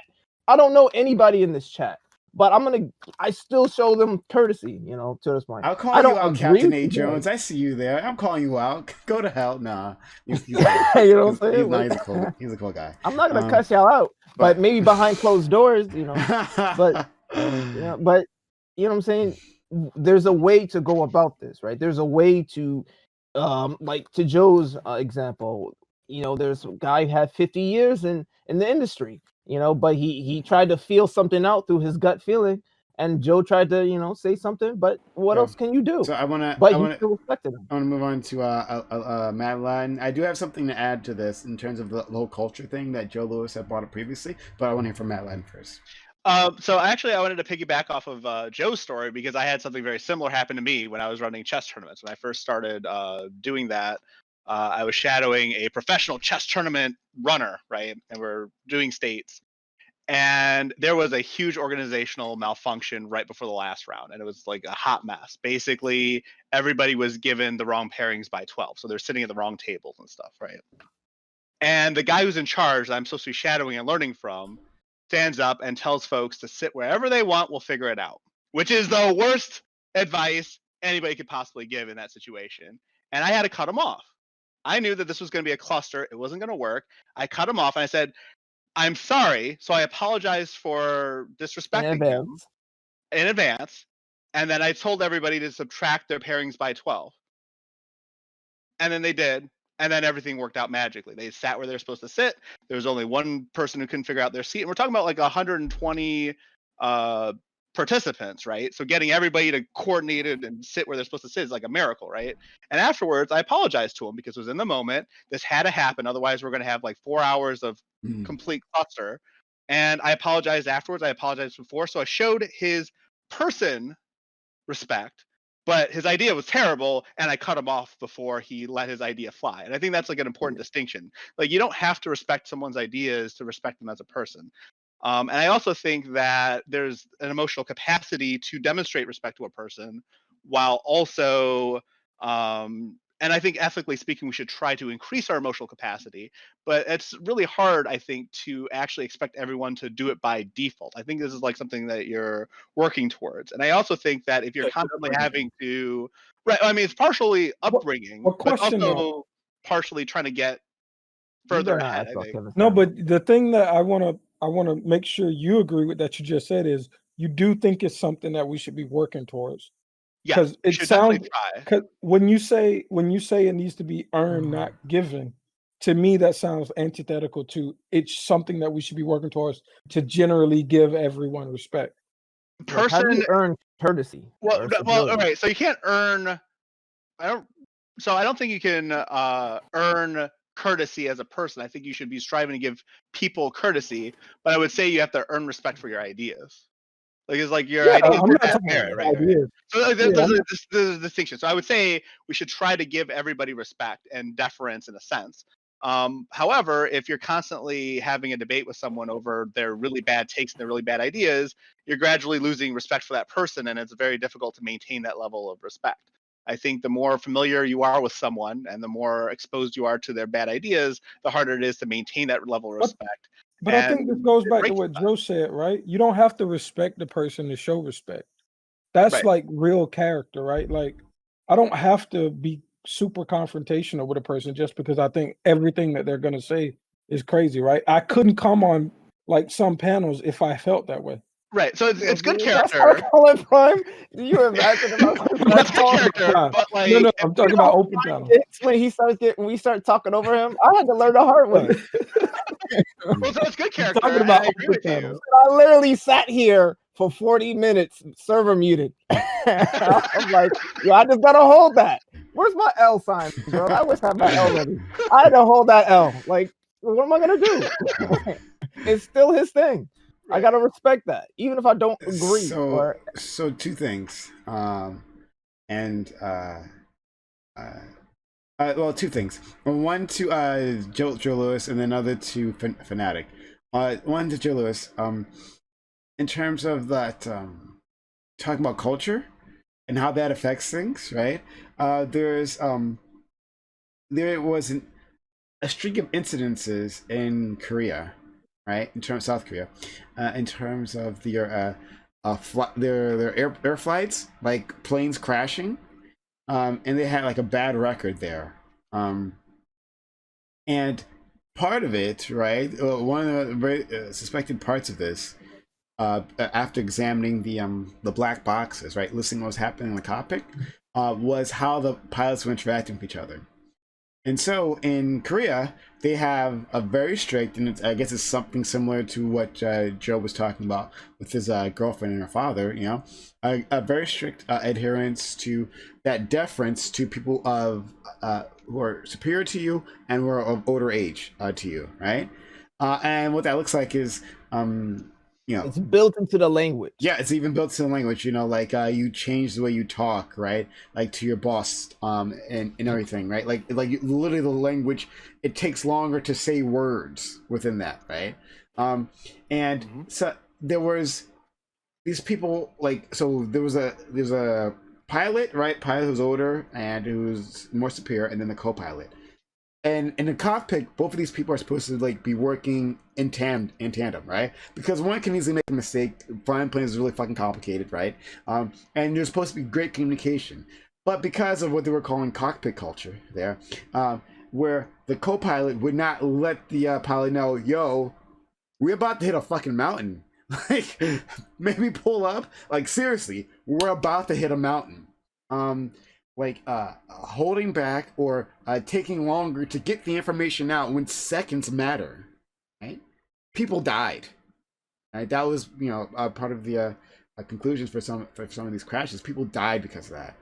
So this idea of deference, deference can come in a lot of different ways, and it can be harmful. Now, I think all of us can agree that's fucking dumb. Like, if there's a literal fucking mountain coming your way, right? It's time to go. Maybe time to toss that shit out, right? Yeah, maybe. All right. And Yeah. then work it out later, right? Like apologize, like Mad Lads. Oh, after I'm sorry, but you're being a dumb fuck, and you're about to get us all murdered. Maybe that come in later. But I just really want to emphasize like how culture interacts with these things, and how deference is oftentimes like gets in the way of getting across a message, right? That needs to get be gone across. Next, this is to Fanatic, and it has something to do with Kataran's point previously about like defining these things, right? Like, so Fanatic, you and I, as we talk about this all the time, you and I have gone at it many times, right? on this channel, on this panel, and do you think that how I've interacted with you, right, especially when we're when we have deep disagreements, right? Do you think how I've interacted with you has been disrespectful? No? No, I You're don't think muted. you respected me. Okay, great, right? So if you were, or someone else was, we saw someone else who was 50 years older than me, right? And I interacted with them the exact same way that I interact with you when we have a disagreement. Would that be disrespectful? Yeah, they would probably look at it as disrespectful. Yeah. Would Yeah, you look 'cause at it's it as not- disrespectful? It's not If you were same talking across. Like, that was like significantly older than Yeah. than you? If there was a third individual here, Yeah. and they were like in their 70s or something, Redneck. and then like, and then I simply spoke to them exactly no different than when I speak to you when we're having a deep disagreement. Would that be disrespectful? Yeah, I would think it would be. Why? For sure. For sure. Why? Because he might die. Yeah. He might get In so the right stressed out, family. and you killed that man. And we're all gonna look at it and we're gonna be like, "Hey, yo, that's on you, bro." Justified. Sorry. it's that difference, man. You know, when someone's significantly older, I think it's just something that should be shown. I think you know, there's a difference. Again, within the definition of deference, there was a mention of superiority or an elder, right? Respect. I'm looking at Merriam-Webster. Respect and esteem due a superior or an elder.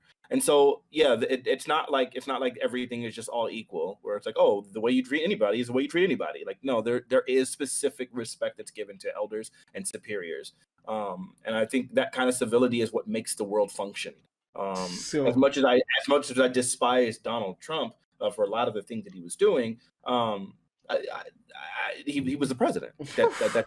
Like, does that mean that I agree with his takes? Probably not. Do I think that he was always acting respectfully himself?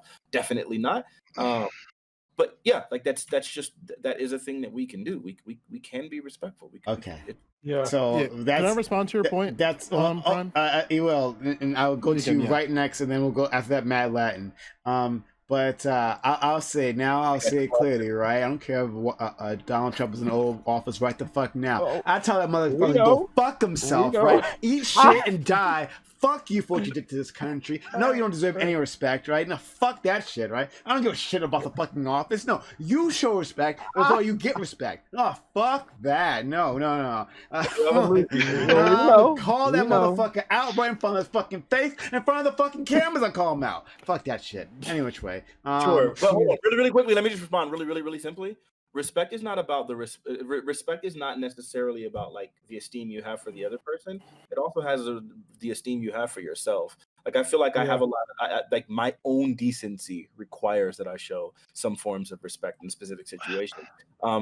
It has nothing to do with the other individual. Sometimes I don't even feel like I feel like people are barely respectable.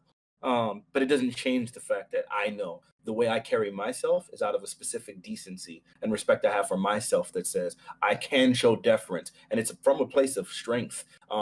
When I was a lot more insecure, I wasn't able to show deference almost at all. I was a walking ego. The more secure I've been in myself, then the more easier it is for me to just kind of step back and be like, okay, that's your position, that's what you, whatever, yada yada yada, and just kind of show that deference. It's yeah, it actually works counterintuitively, I guess, in that way. Let's go to Joe. Let's go to Matt, Latin, and then Colorado. Yeah, so to respond to what you mentioned about culture and how that plays in respect, that's totally it's an incredibly important thing. That's part of why I brought it up. Because even within the African diaspora, like there's many different ethnic groups and many different religious observations. Like the way that Yoruba people respect people is going to be totally different from Igbo to Somali to Oromo. Like, and then when you go another level of that, there's multiple religions within Africa that find its way into the United States, including but not excluded to like Santeria, Islam, whether it be Sunni or Shia, Buddhism, Hinduism, Baha'i faith, Judaism, and every one of these faiths, along with their ethnicity of the individual, is going to completely change how they approach social situations, how they approach their culture. And then what I think what happens in America, and when I'm saying America, I'm saying all of it when it comes to the United States, Canada, next, there's like a different, we get very sort of westernized about our view of respect and what respect looks like. And sometimes we see that cultural clash within situations like Korea, where we can say like the American way of how we should handle that thing. But sometimes individuals' ethnicity and individuals' religious observations and their culture can supersede that. And we can totally have that moral argument of situations where you need to transcend your ethnicity or your religious observation for the sake of saving lives. Like this is something that anybody of faith runs into, or some type of like qualm that they juggle with. Well, even within ethnicity, that even just the idea of respecting elders. And I think it's something that like I'd love to have a deeper conversation about, but obviously time's a factor. We Yeah. could spend as long as we want on this. So it's Oh. like not a big deal. But I said, I believe I said Mad Latin, and then Catarana, and then we're going to do Gambit. So I think that being respectful as a tribute to yourself and showing who you are as a person is well and good, and I actually approve of that general concept. The problem that I have with it is that when someone is abusing that concept to gain power, you can't roll over and let them do that. Like when Donald Trump was debating his Republican colleagues in 2016 on a debate panel thing or whatever, he was destroying them because they were trying to maintain that mos maiorum of, okay, we're all adults here. We're going to show how adulty we are. We're going to show respect to each other, and people will vote for us. And it just didn't work that way. And then we had, when they go low, we go high or whatever. And guess what happened? It didn't work. At a certain point, when someone is being blatantly disrespectful, regardless of what their age is, you have to take a stand. And this is why sometimes when I'm interacting with family members, including my dad, when they have a take that I find to be toxic and offensive, and they need to understand how toxic and offensive this is, I don't hold back because it's my grim duty, it's my service to them to let them know that what their take is not okay. And it hurts me to do it. I don't enjoy doing it. I'm doing it because it's a necessity, not because of my inflated ego. I think that's an important thing to. So Mad Lad, but you can also acknowledge. Sorry. So no, you know what? I'll let you quickly respond to that, but just quickly. Yeah, it's very fast. Sir Leo, Sir, I'm not Sir SerYlo. I don't know how to pronounce your name. I apologize. Thank you for the $50 donation. If you had a message along with that, I didn't get the message. But thank you. That's awfully kind of you. Thanks so much. Quickly respond to that. Then we got to go to Catarana. Yeah. Mad Lad, you can acknowledge though what was interesting is that we saw how sustainable that it was as a political strategy, because even then, like Donald Trump's showing of how he wants to respect or lack thereof of the floor definitely influenced his ability to even talk to members within the Republican Party and stuff like that, where it's like, are they respecting him because Donald Trump is a respectable person, or are they respecting him because he's perpetuating just a toxic environment? You know what I mean? Right, and then that's the thing. Like the Republican Party is still dominated by him because of his lack of respect. No, but to say no, they're dominated by him because he was willing to say noises that racist people liked, so they were going to vote for him in droves.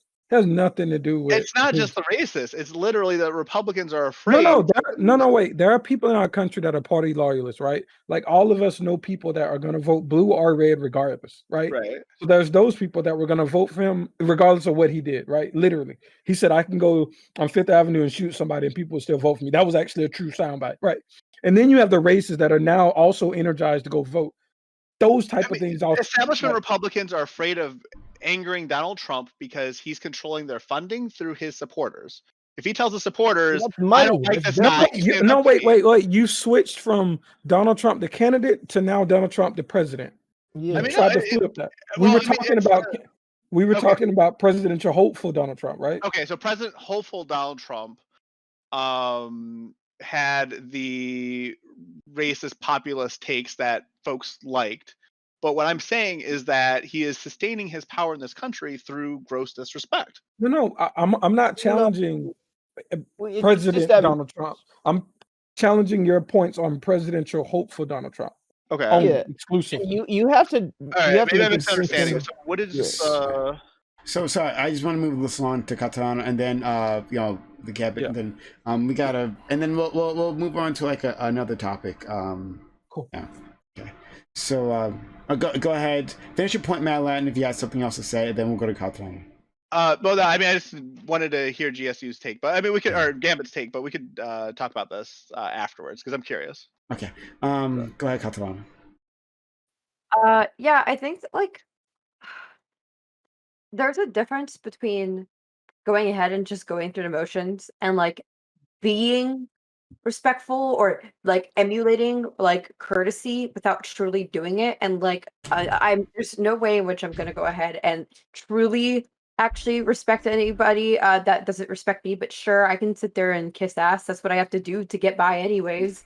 Like if I want to go ahead and like, proceed with my career, sure, I have to sit there and pretend like wow, yes, that was a great idea. And like I can do that, but it just doesn't mean that like I fundamentally need to go ahead and actually respect people. And like the same thing goes for like even within my family. Obviously, every family dinner I don't come and say, "Ooh, y'all stupid as shit. Happy Thanksgiving. Fuck all of you." Like that's not the way I come in.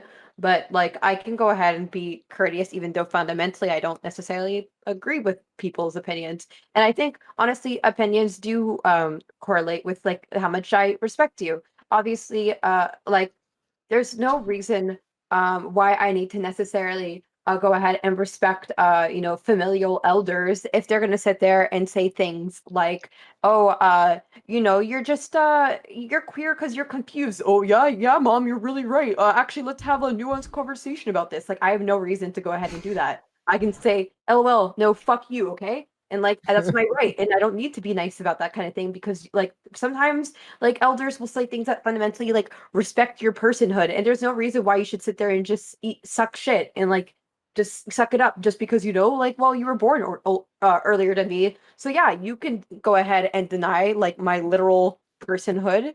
I don't think it doesn't make sense. I don't think anyone deserves this just automatic like yes you must know what you're talking about because you were born earlier. Yeah, I don't like it. We're saying we've explained so many different times that you can obviously disagree with people. So then making the statement that you must know what you're talking about. Clearly, if we disagree with it, we obviously assume that they don't know what they're talking about. Fanatics. But again, you've been dismissing us. You gotta respect her opinion. You've been dismissing literally everything we've been saying.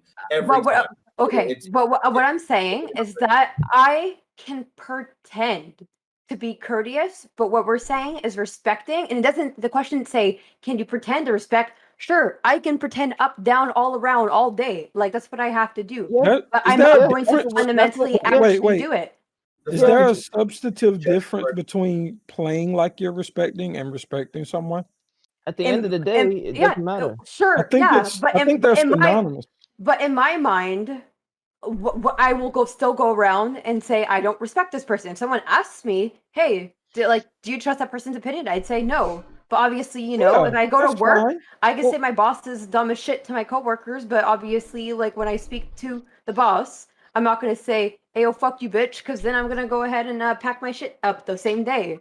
Like I can't tell if you were being inflammatory earlier, no. See, or this is if you just didn't say things the right way, because everything you're saying now is closer and closer to what we're saying.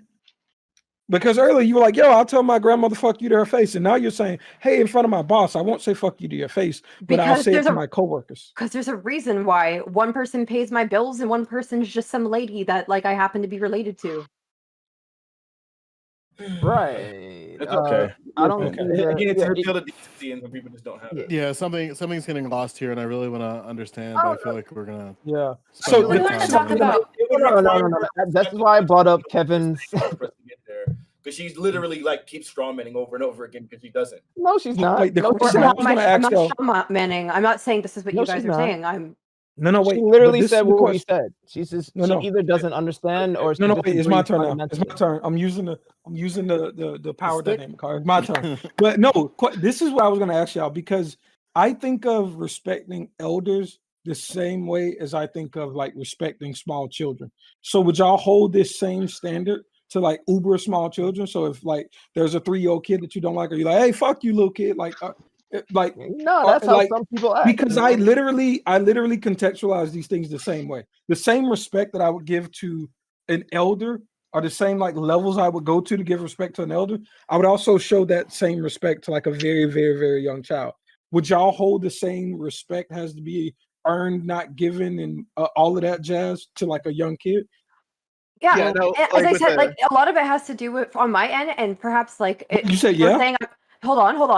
No, I'm No, not saying I yes. didn't. I'm not saying yes. What Okay. I'm saying is, I think like a part of the thing that's being misunderstood is that like people are saying I'm just using like neurodivergence as like like don't you can't judge because I'm not neurodivergent, but fundamentally I do not understand how to do some of these social things that people do.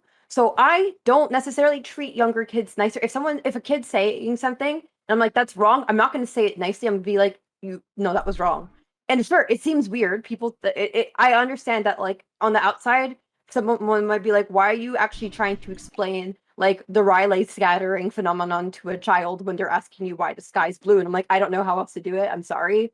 So like, yeah, maybe it's just a communication thing. In which case we can say, "Oopsies, too many neuros," and I- No, in no, the no, no, panel. no, But no, that's no, just no, no, no. Kat, We're not I'm gonna a let you get away on that. No, hang on, Kat. I'm a little confused here. I just want you to clarify something really quick. You acknowledged that you're neurodivergent. Is that correct? yes. And you acknowledge that within your neurodivergence, it creates difficulty with you interacting with children.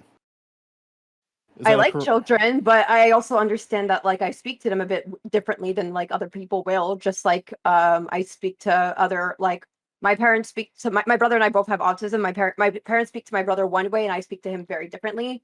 So yeah, it's just I speak to people differently.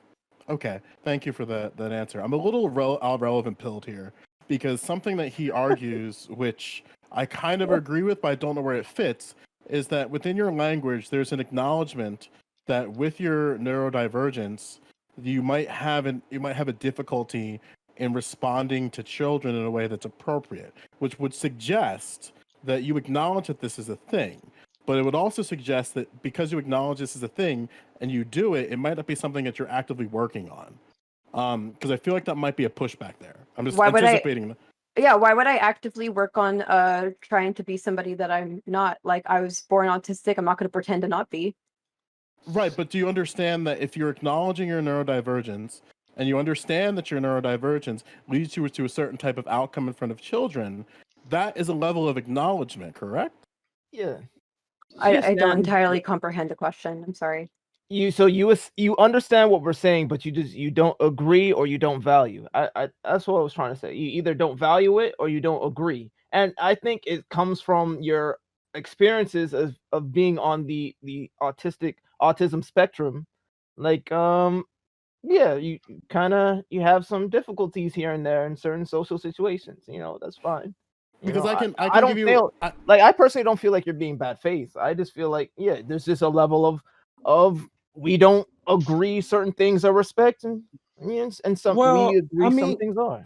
right. So, This is why I brought up the reason why I say that is because I have multiple students and I work with like when I say multiple, it is greater than 50 students who have different types of IEPs, and this is something that I navigate. I have one child who he's a senior and he behaves in a certain way in front of other girls, and he acknowledges that this is the behavior that exists, and he's able to articulate exactly what happens when he's in these situations.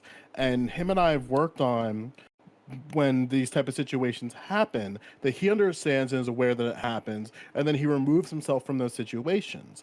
So on one level, he understands that, I might not be able to control my response here. So by acknowledging that I cannot control my response due to my circumstance, I'm going to remove myself from that situation.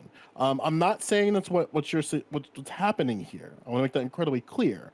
But there is a level, I think, that you acknowledge that this behavior might not lead to good outcomes, and somebody might interpret that. I am not. It's somebody that might interpret that is an acknowledgement of you knowing that this is a thing, and you're just choosing not to go down that route. Yeah. I still don't entirely understand Are you exactly saying what you're trying to get to. I'm sorry.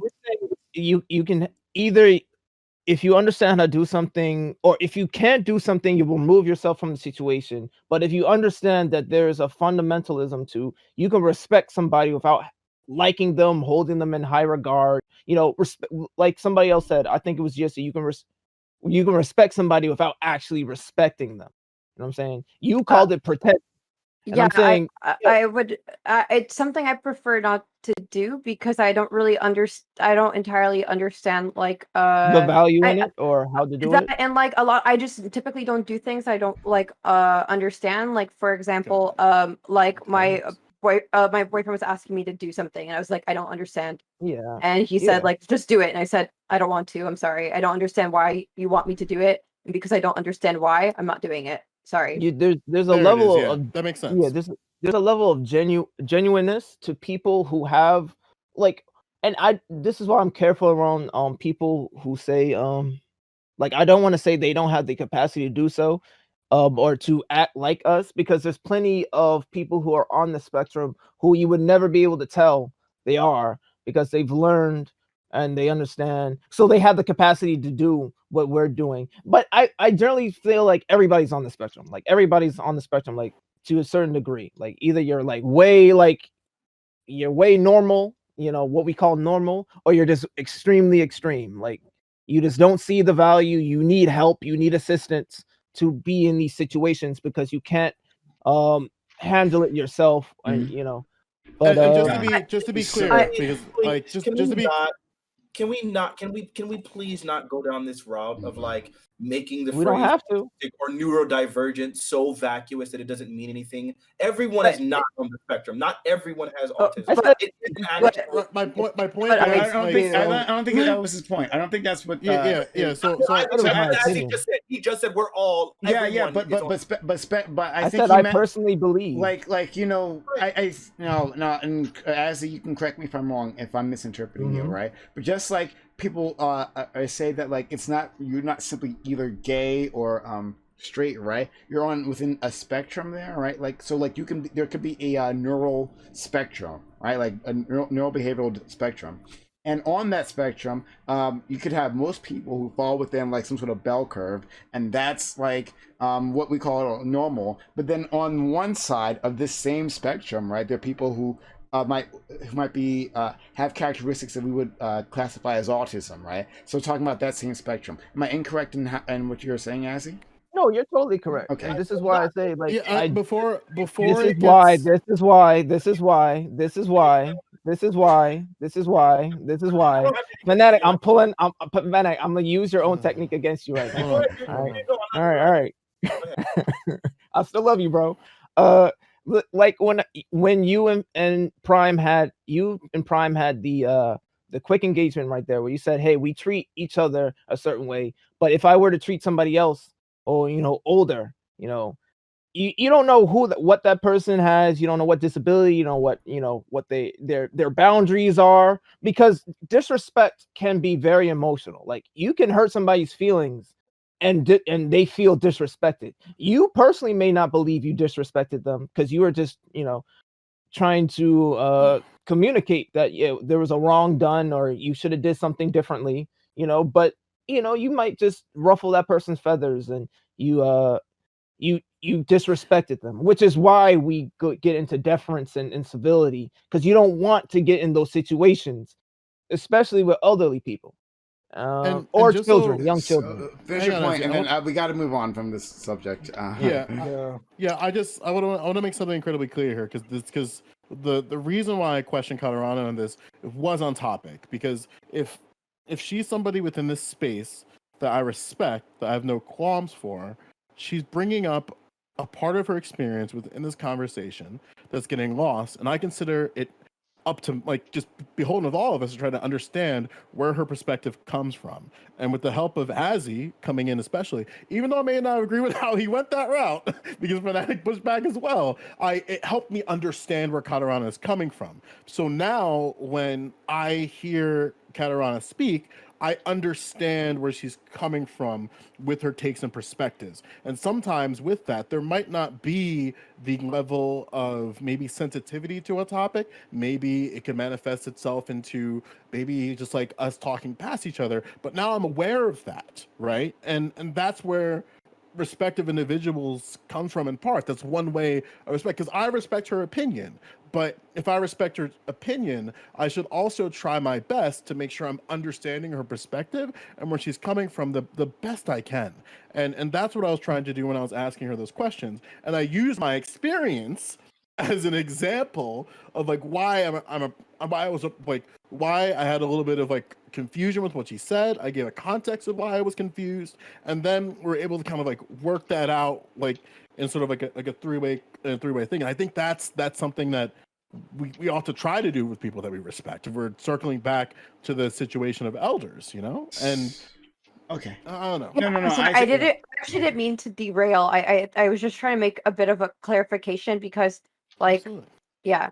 Yeah. Yeah, Oh, you didn't it's derail. fine. No, it's fine. Yeah. And it's one of my fucking panels, like me never fucking Yeah. stay on topic. That's like not a thing that happens here. So that's okay. So, Yeah. Fnatic, you want to yell at me or Prime? We moving on. I have literally no interest.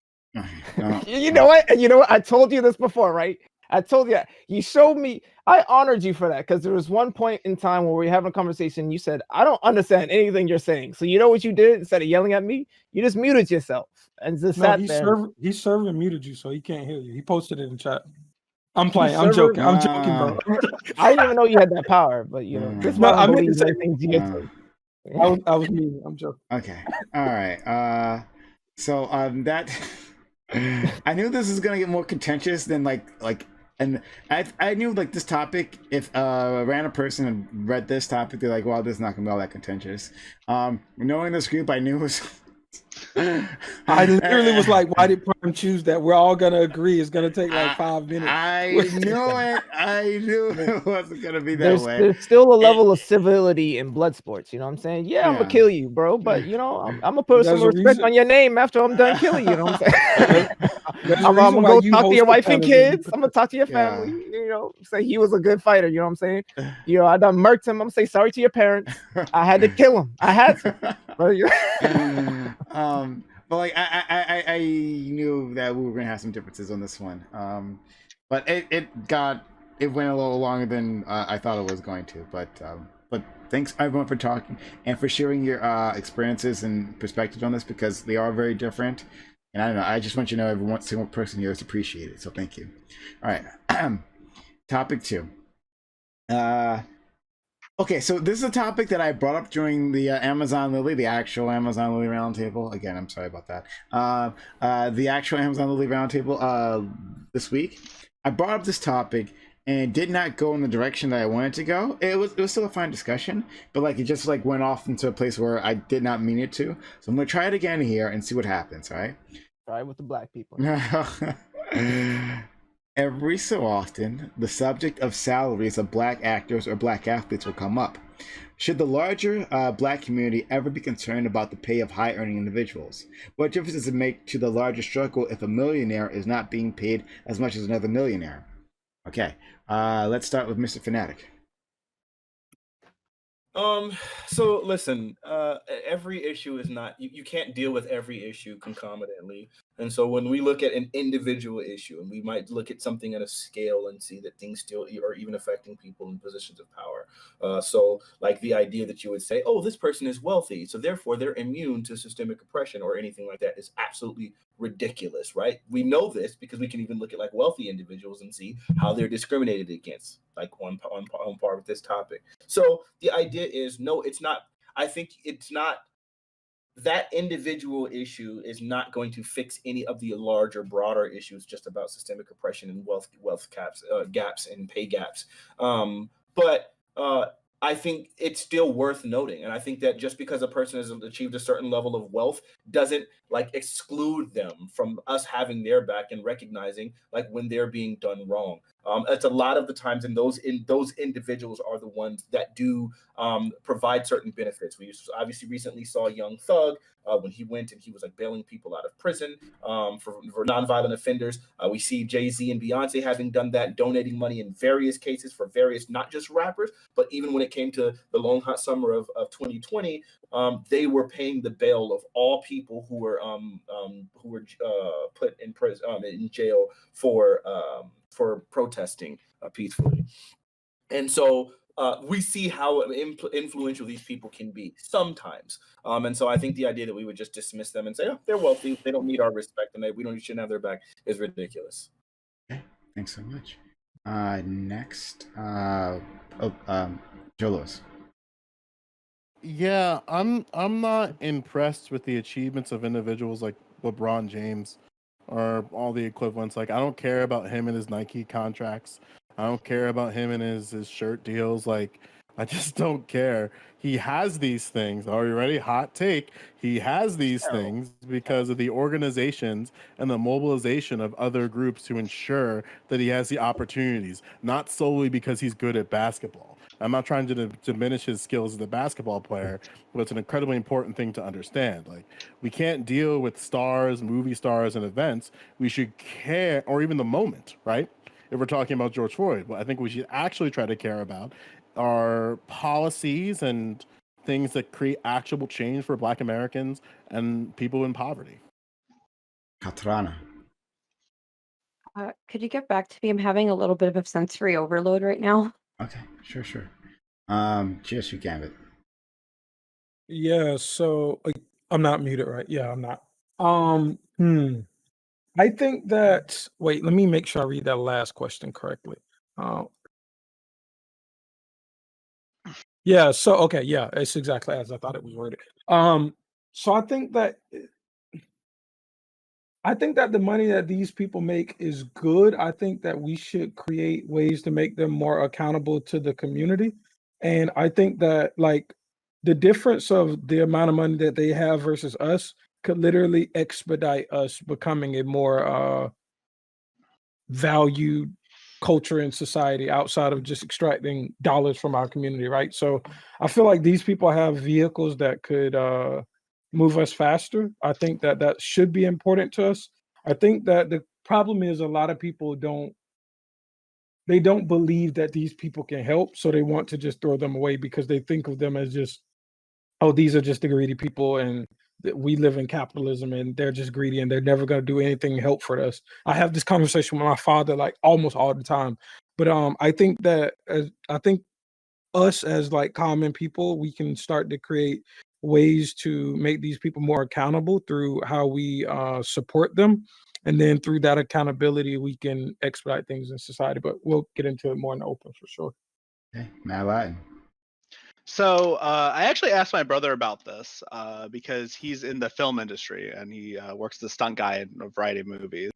And he was explaining to me that the way that stunt folk get into big budget films is actually somewhat this systemic racism happening because of nepotism. Basically, if you're not already in an industry, you're not going to be necessarily invited to participate in the industry. But because cultural values shifted and movies like Black Panther and the Roots remake and the Tupac movie happened, my brother literally was able to get work as a result. And because he was able to get work and like high-end work, he was able to make money. So I think there's like a very clear connection between the success of big budget movies aimed towards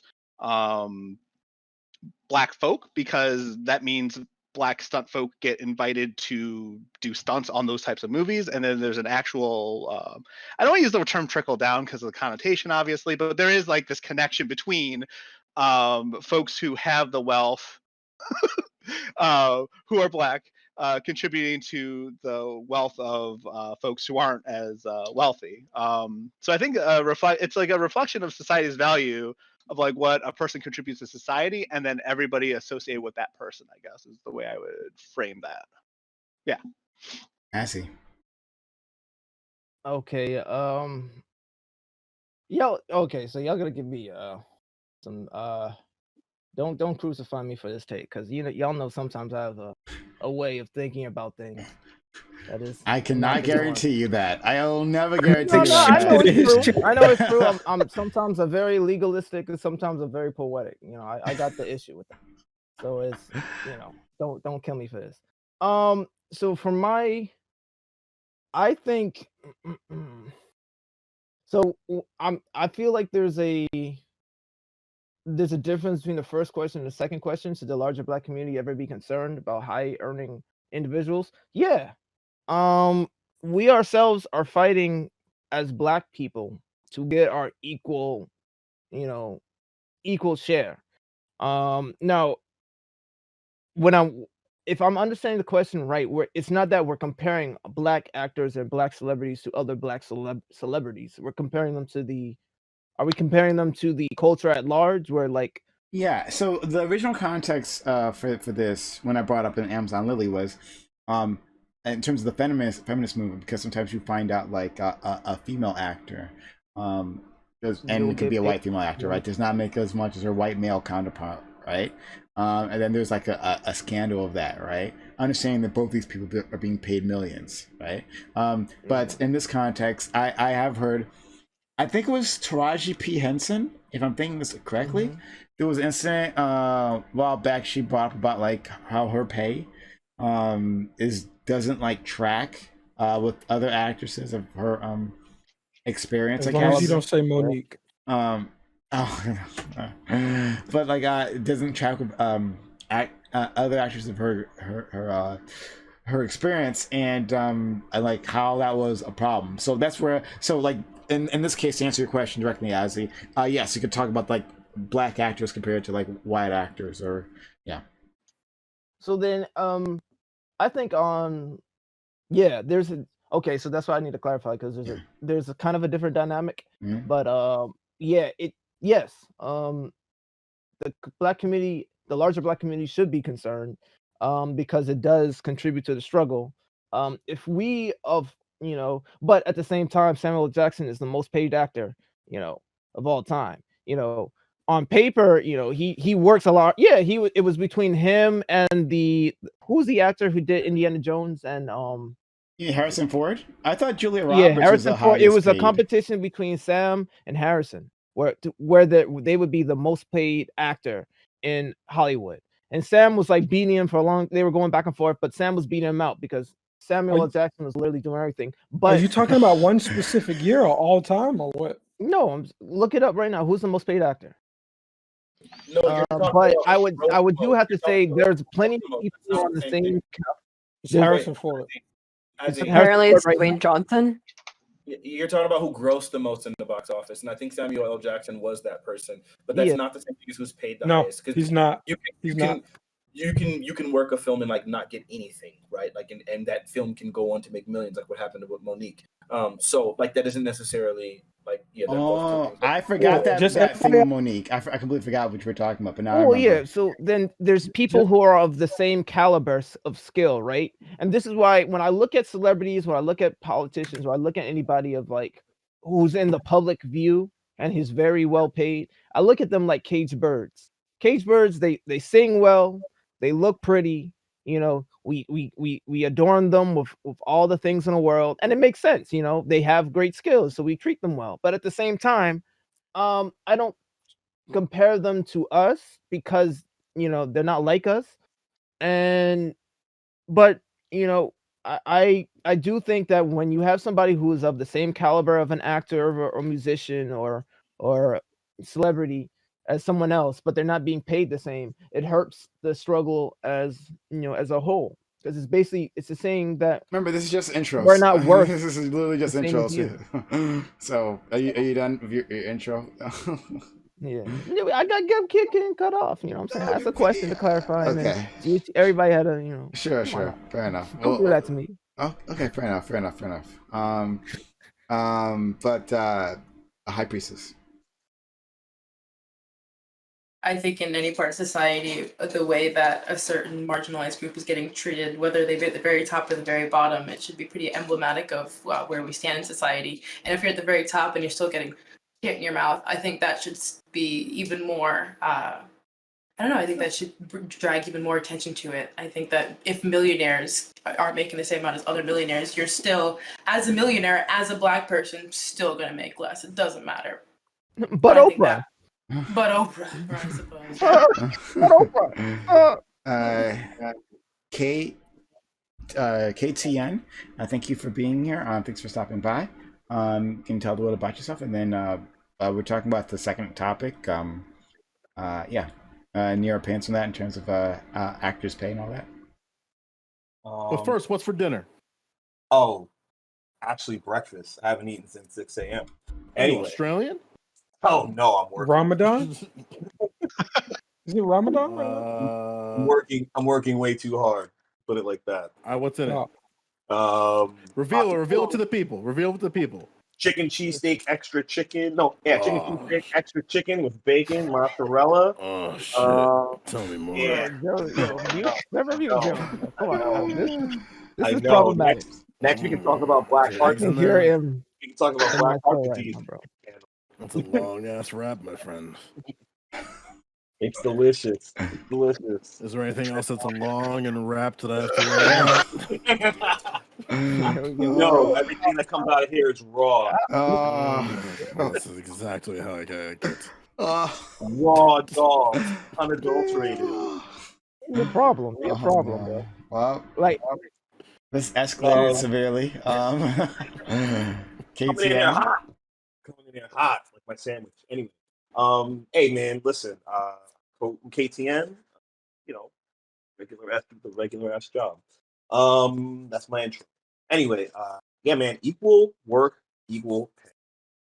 You know, I kind of make a joke about African dictators. If you know, you could be corrupt in America, why can't you be corrupt in the third world? No, I'm just joking. That's very bad. But no, I mean, I think actors and all celebrities. I think actors and all celebrities should get the same amount of money. There's no point. You know, you can make the argument about market share that, like, you know, black market share might be like a little bit different. So, like, you know, it's X amount of the population. Are you kind of cutting out a little bit? Is that for other people? I'm just like having a little trouble hearing you, buddy. You hear me now? Yeah. Maybe keep it up at volume or something. I don't know. I can't hear you over that rap, man. You know. You can make the argument about black market share that, you know, we're a smaller demographic, so maybe we didn't get as much of a draw, et cetera, et cetera. But, you know, for the most part, I don't think that should go that way. You know, everyone should get paid the same amount for the same amount of work. Maybe with films, it's a little iffy because you can do an indie, but, you know, if you're going to do an indie, get that back end just like everybody else on the film. You know, so I just think that if you're going to be a millionaire, you might as well get the same thing everyone else. So, okay. But since this is open to the panel, but now I got to respond to KTN. KTN, that's like not how like the film industry like works, right? Like all actors, like you could be an extra doing a ton of work, right? Or maybe like a stuntman doing a ton of work on a film, and that doesn't mean you're going to get paid as much as the face, right, of the film. And the face might not, and this is where it came in. This is why I brought up on the Amazon Lily panel, right? I brought up the example of The Crown on Netflix because there was a bit of a scandal where the woman who was playing in the first season, Queen Elizabeth, right, like the focus of the series, right, was a young actress who wasn't getting paid, if people found out, as much as the prince, right, the prince there. And it's like, well, she's the focus, and she's literally the queen, well, literally quote unquote the queen, right, of the show. And how is she not getting paid as much? And it became like a big like Me Too moment. But on the other side, the other actor had like more experience, right? He was a bigger draw. He was like a bigger name than this young actress. Netflix came out saying, oh, well, in the future we'll make sure no one gets paid more than the queen, right? Because it was it was easier just to do that. But was that actually fair? I mean, like, if this person's coming in with more seniority, oh, there's that seniority thing again. Coming in with more experience, right, and like is a bigger draw, right? Then should they not get paid more in that situation than that young woman? I mean, I would almost say, like, the queen, she's going to be in almost every single episode. She's going to probably have about, like, I don't know what, 35% of every single scene. One's the king in real life. Even though if we know the real life of the king and the queen now, the king's just just like a side piece basically to the entire royal family. So why would in real life he was a side piece? In the film, why isn't he? But okay, so let No, me wait, try. are we Let me try it one arguing more that just time. because- Let me try this one more time. If Anthony Hopkins comes in and like plays a small role within a film, and he says before, right? He plays a small role in a film, and then the head of the film, right, like the star of the film, is some young new actor, right? Do they get paid Chris Hemsworth? as much as Anthony Hopkins? Should they get paid as much as Anthony Hopkins? I mean, how much scene time is Anthony Hopkins going to get? Okay, so if that's okay, all right. So all right, I'll but leave scene it time there. doesn't matter, though. I'll leave it there. Well, hang on. So that's the thing. Like screen time should matter, but then like it's shown time and time again that actors will make cameos onto a production, and then they might be making exorbitantly more than people who have like main roles in the film. Like that was the biggest question about Chris Hemsworth and Thor, where like Anthony Hopkins is his dad in that film, and then it's odd that like Chris Hemsworth never really wants to talk about the pay discrepancy between Anthony Hopkins and himself, but he acknowledges that it exists because like he would say like, oh yeah, he got paid, and it's like, okay, Dawson's Creek, how much did he get paid? And then even when you look at something like Taraji Henson, who she's like for hot take, Taraji P, Joe. Taraji P. Henson, Okay, geez. I'm Like, tired of she's you. She's an OG. She's been in the industry for over 20 years across both film and television. She's had like stable roles as actors and things like Person of Interest. But then yet, like when it's time for her to get her feature in something like Proud Mary, she gets kind of like, oh, this is what? Your past work doesn't matter. Like, and she had to fight for her check on that. Like, it's crazy. Well, like it's all about negotiation, though, right? Like, if you are a less experienced actor or actress, you're going to have managers who may not be as able to negotiate for you. Like, when it comes to the high end stuff, I think that's a big part of it. She was in. Yeah, not to push back, but she was in Hidden Figures 2 years prior to that. Okay, fair. I mean, like, I don't know enough. Yeah. My brother works in the industry. I don't know enough about actors and actresses specifically, like, who they are, what they did. But like, I would say that like on the high end of things, the negotiations are done independently through managers, and then on the low end of things, anybody who's not a big name are getting their negotiations done by SAG directly. So the Screen Actors does all the negotiations, and so like the stunt folk all get paid equally. Like, right, and I think the thing that SAG, it's just that once you're a big name actor or actress, you're gonna have to find your own way, I guess. Real quick, yeah, but my point is that like she's huge. She's huge in the black community. And then even after her complaint, it took Tyler Perry to give her a role in another movie that same year in 2018 for her to get her just pay for that. Because I don't know if you remember in 2018, she was she was also in a movie with Tyler Perry right after complaining about her pay on roles. And that's just a part of the arc that just kind of gets lost, I guess. I don't know. So KTN, you can respond, and then we'll go to Katarana. Sorry. And I'm not sure if Fanatic had his hand up, but Oh, I didn't do an intro. sure. Well, I'll let KTN get in, and then we'll go straight to you, Katarana. Well, I mean, I understand what everyone's saying about like, okay, Anthony Hopkins, he's like, he's the OG, but it's not like, are you going to treat acting like mob boss stuff where you just gotta like pay up to the mob boss? Like, it's not. It's like, okay, are we really going to continue to perpetuate that? You know what I mean? Yeah. Like new actors, they're gonna play these roles. They're gonna carry the shows. So okay, some older actor. Not to say that they're not like great. Maybe they get their older actor fee, but they don't get to walk away with 10 mil and then like. Wait, what? I'm being. Hey, you want my? There's something important to this. Do you want my? Do you want? No, do you want me to like? I'm just gonna wait to the open. I'm gonna wait to the open. Okay. Yeah, you know what I mean. Like you know, like I'm and all these numbers are just like, you know, these are just speculation. You know what I mean? But I'm saying that. Okay, let's cut to Anna and then we'll jump back into all this. Yeah, so in general, I don't like pay discrepancies. So obviously, I think that the Black community should be getting higher wages, but I feel like the way that they go ahead and describe wages to people within the act in this industry is very arbitrary, and it's all just determined on like random factors, negotiations, how popular are you, you know, are you the lead, are you the what do you call it, supporting, but even those quite often supporting will be on as often as lead. Um, so I think especially with all of that, it could, I'm sure there is some type of equation that we could use where someone could theoretically say that, hey, well, the black actors aren't the ones that are bringing in the people to come see the movie, and Brad Pitt's actually the one that people are here to see, so we're going to pay Brad Pitt more money. Not necessarily that that always makes sense, or you know, sure, Tyler Perry. Okay, you're the lead of the Tyler Perry movie, but Tyler Perry movies don't make the most money in these types of things. So it doesn't mean I necessarily like it, but there's probably some type of equation that they're using where someone's able to say, okay, yeah, that's appropriate. But should I get paid more? Yeah. Is it something I'm gonna lose sleep over? Not really, unfortunately. I just don't really care too much about like the 1% like that.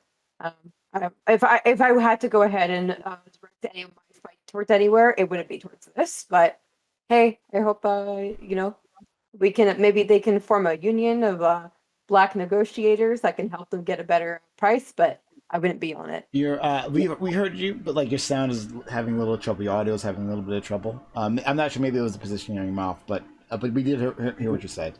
Matt Ladden is open to the panel. Oh, okay. I mean, Hey, I actually, just say, I'm gonna head to bed really quick. So Okay. Yeah, I'm gonna I'm dip on glad we out of didn't here. hear that. I'm glad we Yeah. didn't hear none of that, man. Because I'm telling you, all these takes are Wait, trash, bro. hold All on, hold these on, hold on, takes hold on, hold on, are hold on. trash, Let bro. me Alright. go back Telling to you. what I was saying. Let me go back to what I was saying earlier. Um, so basically, look, I understand. Okay, so Netflix, they had that formula. They had that whole formula where like they made films based on some really weird algorithm where like they knew that people would watch XYZ because this person was in it and that person was in it, and that's literally how they made some of their films. You can look it up. I forgot exactly how it is. If I can find it, I'll throw it in Time's chat. But I understand the idea that like actors who are seasoned and they're like, you know, they're old school draws. Yeah, pay them. But I'm saying don't pay them max like for the film while the person who's going to spend most of the time doing most of the work. Have you been on a film set? I used to work on film sets. It is fucking hot. It is fucking gross. It is annoying. You're spending 20 hours fucking day there. I quit being in the film industry because I was fucking pain in the ass. You know, so imagine being an actor in that shit. So like if I'm gonna go through 4 or 5 weeks straight, like 20-hour shoot days and fucking being under those hot lights, and then someone just strolls on, makes a few like says a few key words or just kind of like, you know, play some matriarch or some But patriarch. this is the difference in value, right?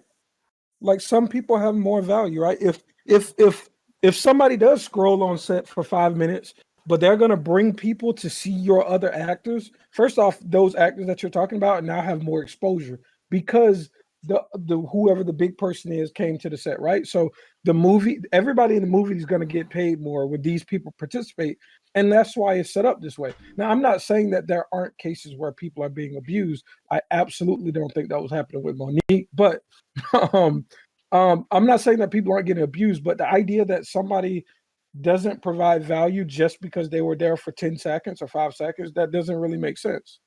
Well, something that's also important to remember is that we're not in the sort of like industry wild west where you have to audition for every single role. Like sometimes like the entire departments will just tap people for certain roles, and then it's already just negotiated that, like, this is just the way of the land. Something that I think that Miss Henson is knocking at, that sure, she argued that, like, yeah, she's new in the scene, she's still getting like her bearings going with only like 8 years in, but still like 8 years across film and television. She was just asking for I think it was like a $500,000, something like that, and then after taxes, and all the other deductions for paying her team and stuff like that, she netted, I think it was something like $40,000. And then the film against it grossed over $300 million.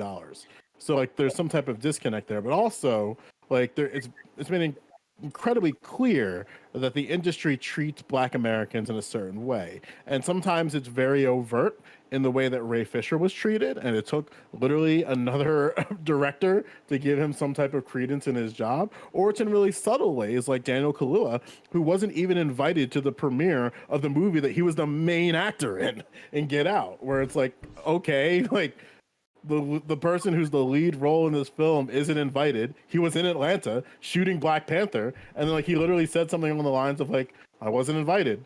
I opened up my schedule just in case, but I stayed in bed. And it's like, Jesus, bro. And then like he just acknowledged like, well, that's just the industry. And it's like, no, that shouldn't be the industry. Like we shouldn't need people. I mean, we should, but at the same time, like, why does P. Diddy have to come in to make sure Black businesses get their fair share in PPP loans during a pandemic? Like, that's like as much as like, thank you, P. Diddy, I guess, but it's like at some point these institutions have to work in a way that it's supposed to for all Well, it's a Americans. matter of. But what you just said is why we shouldn't throw away these people that we call the 1% that should be thrown away, right? These people have power and influence, and when P. Diddy can do exactly what you just said, that's why these people matter, because they can help the common people, right? Like we understand that we're in an economic game, right? So I know we love socialism here, but I don't. But we have to understand that we participate in the capitalist system. So those people with access to more resources absolutely can, like I said in the opening, they can extradite things. So when P. Diddy calls out, hey, the PPP loans aren't given to Black people, I'm not even sure what you're referencing, but I know you, so I assume everything you're saying is true. Yeah, So I can explain it those are further. examples of why these people matter. Because otherwise, that injustice that was happening would have never been highlighted, and those people that needed access to these funds probably wouldn't have gotten them, right?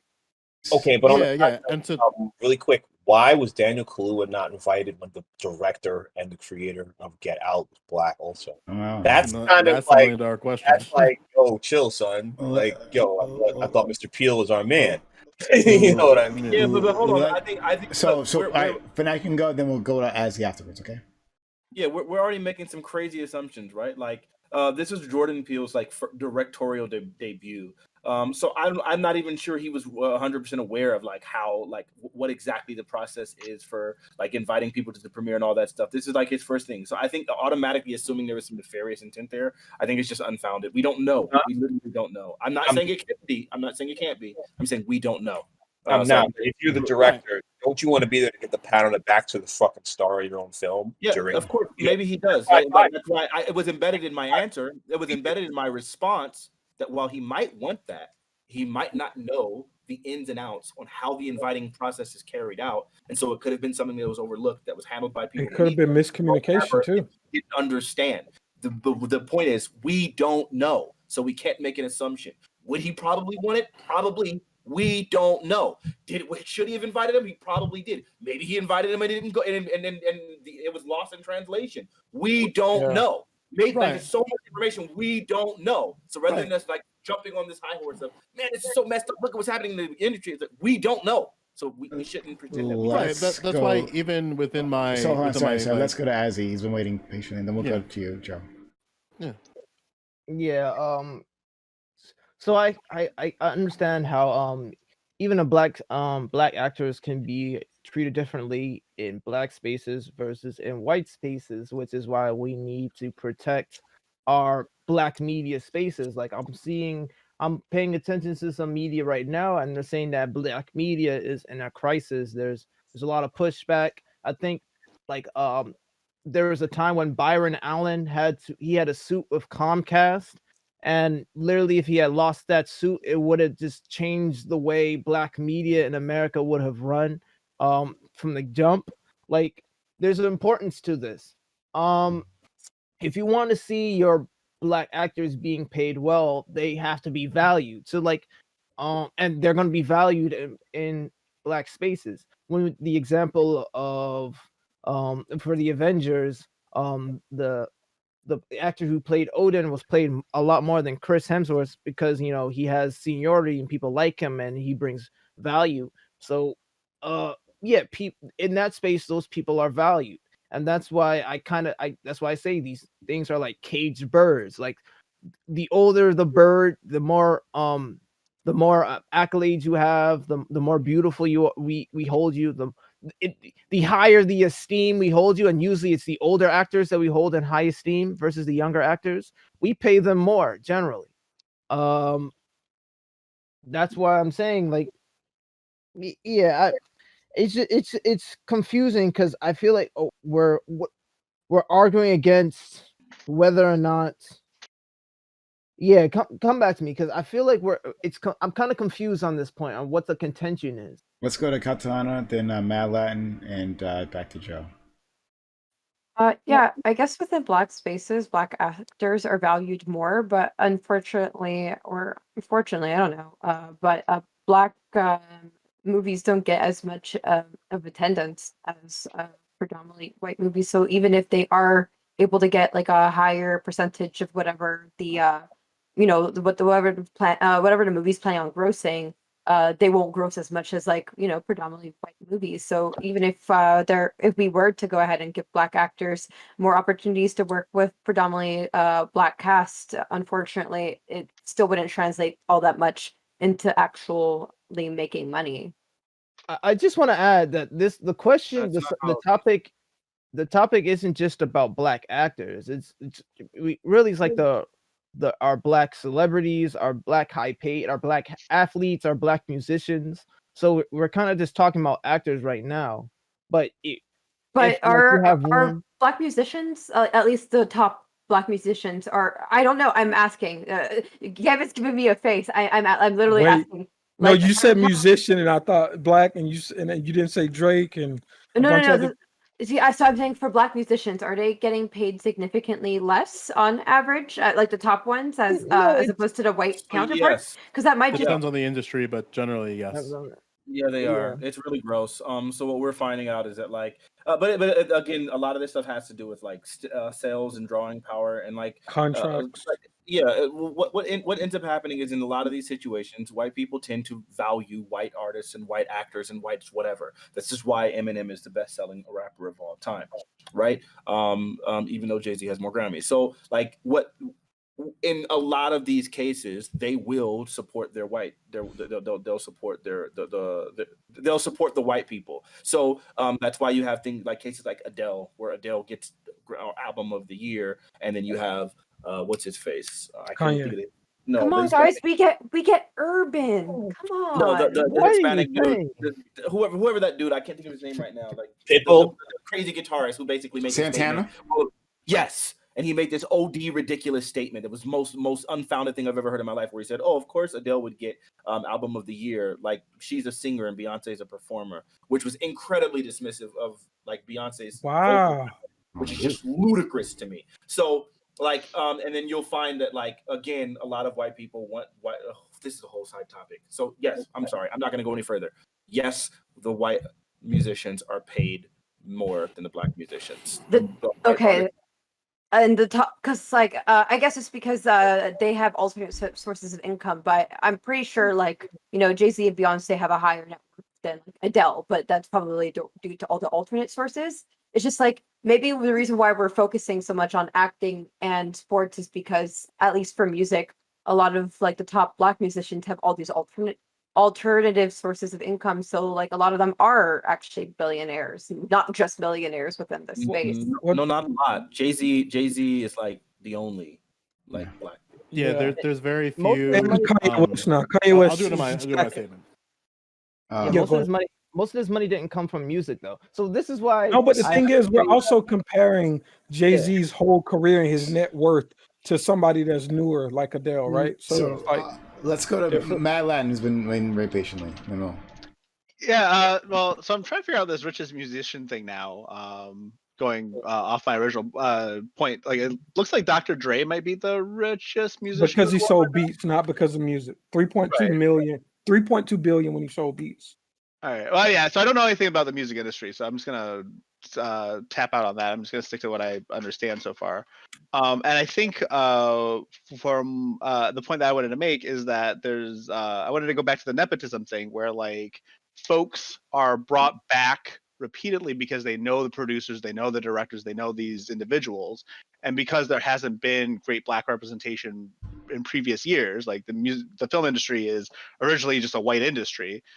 I think that it's slow. The progress is generally slow in this department, and progress is an increase in films made by Black directors and actors getting a lot of traction in theaters. So like I think what I want to attack specifically is nepotism in this regard. Like I think we need to fight nepotism as much as we can in these types of high-end industries and such. But the financial calculator, like the Netflix deciding to use math to determine how to pay folks, I don't think it's such a bad thing, honestly. Like I don't want to attack that simultaneously. I think like if we focus on one specific part of this issue and see what the results are, we can then go further and decide what kind of equations should or should not be used.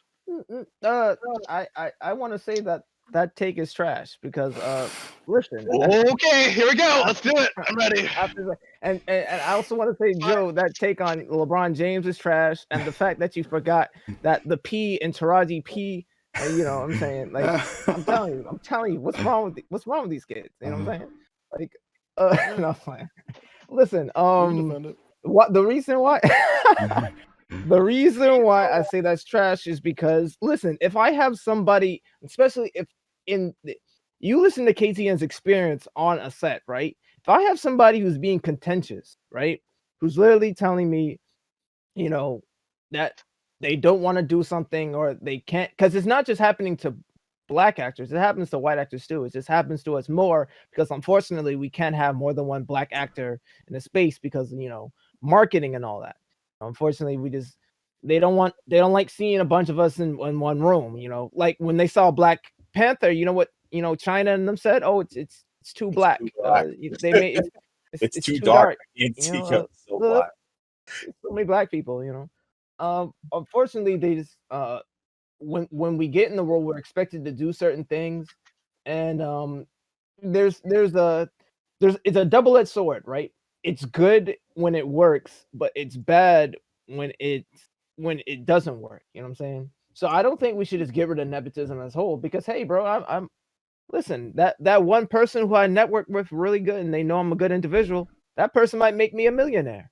You know, like you don't. Unfortunately, it's not even possible though. Like, it's not just like this industry in which like nepotism propagates. Like every single Yeah, industry it's has everywhere. nepotism. So it's like, yeah, unfortunately, this is just kind of the way it works. We live in a world in which connections for some reason matters, as Oh, opposed you to know, your actual you know what's skill. funny? RDC. You guys know who RDC World is? The. Please tell me y'all know who RDC World is. Yeah, we know who he is. Go.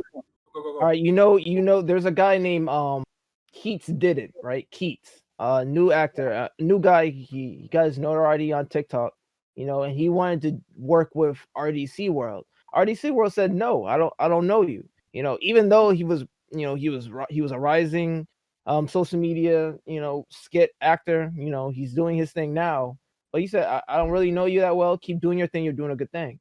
Like there's no real problem with saying no to people just because you don't, you know, you're not friends or family. You know, there's no problem with that.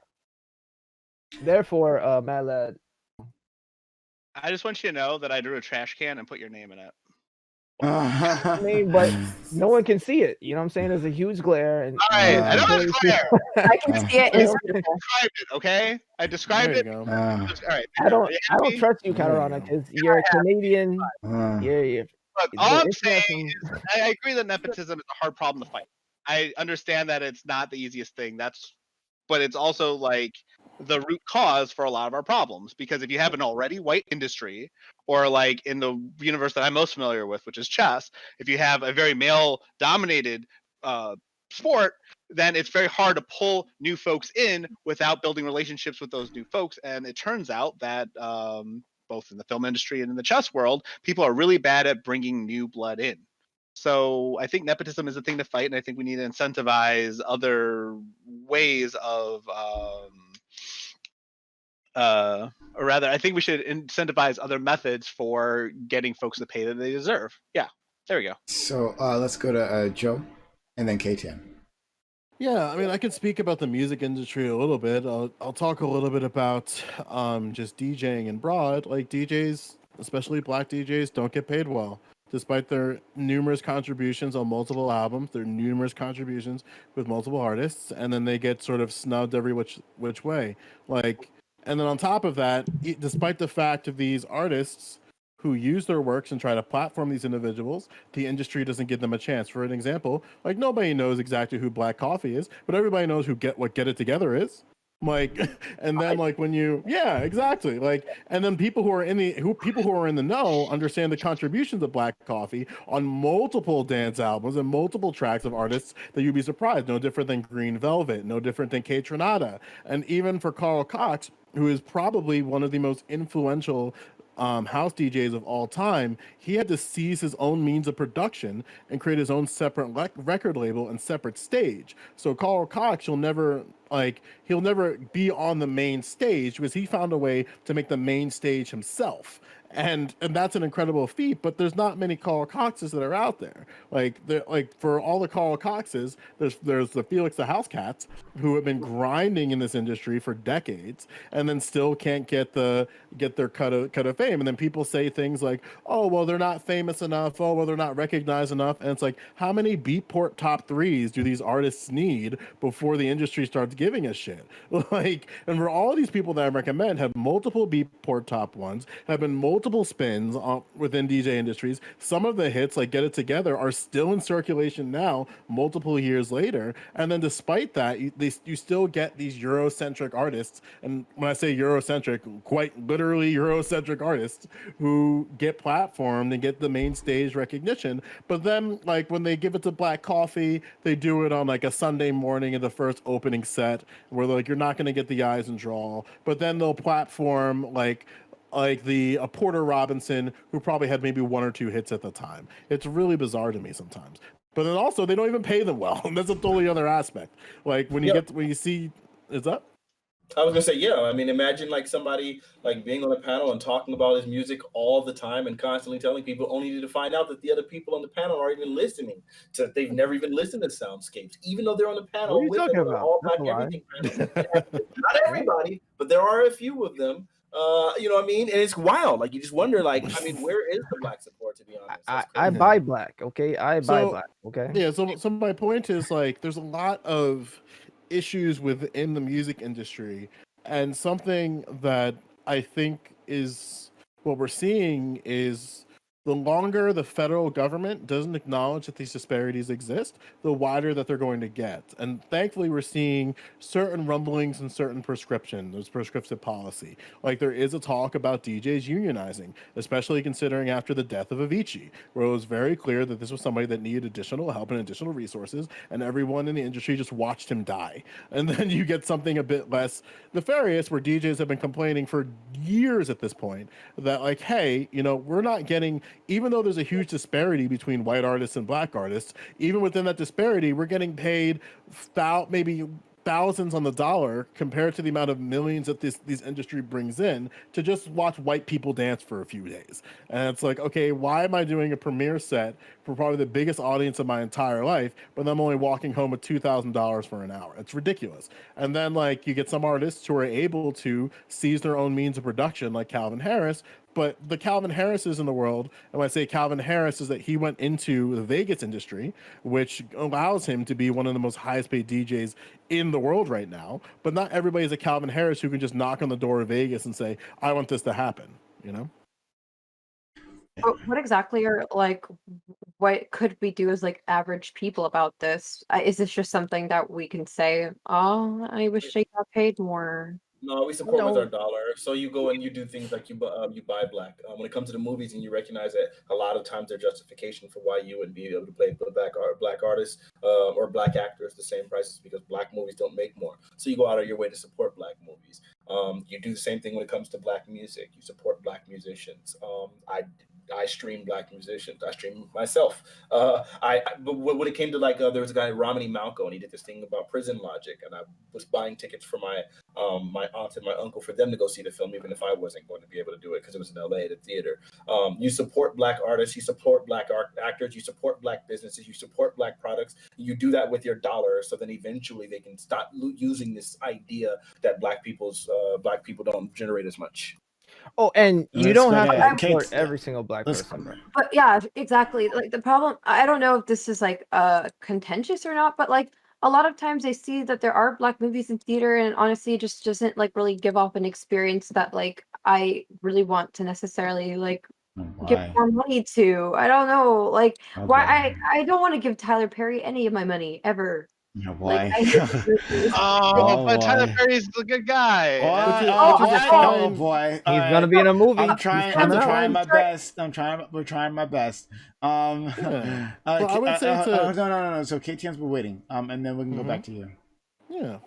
Yeah, but I also think that there's another part to it that, like especially in the music industry, the contracts, the contracts just aren't good, and a lot of like what I've seen from my experience or from what I've heard, you'll get an artist who starts out, they might have a couple hit songs. The first thing they want to do is get a record label. The next thing they want to do is sign another artist to like a shittier deal to eat off of their work, and then that same artist is like, oh, I'm not making enough money, so let me make my own record label, and then find another artist to like eat off of, like so I could work a little bit less, and then you just get this kind of like weird chain of artists, and this is what I've seen in like the rap industry. Like you even hear about it all the time, where like for example, what's his name, Baby, Drake hasn't been paid by Baby because Wayne is all these like, and you're like, wait, why don't you guys just have your own contracts to make your own money?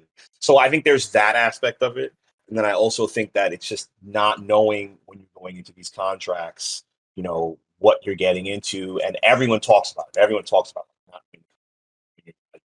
work, et cetera, et cetera. So like that's another thing where I think the early on education for most artists or most entrepreneurs, even entrepreneurs don't know what they're getting into when they get to, you know what I mean? They don't know, like, so that's another thing that's kind of lacking. So that's something that should be worked on. It's just kind of what I've seen as an observation. Let's go to Joe. Yeah.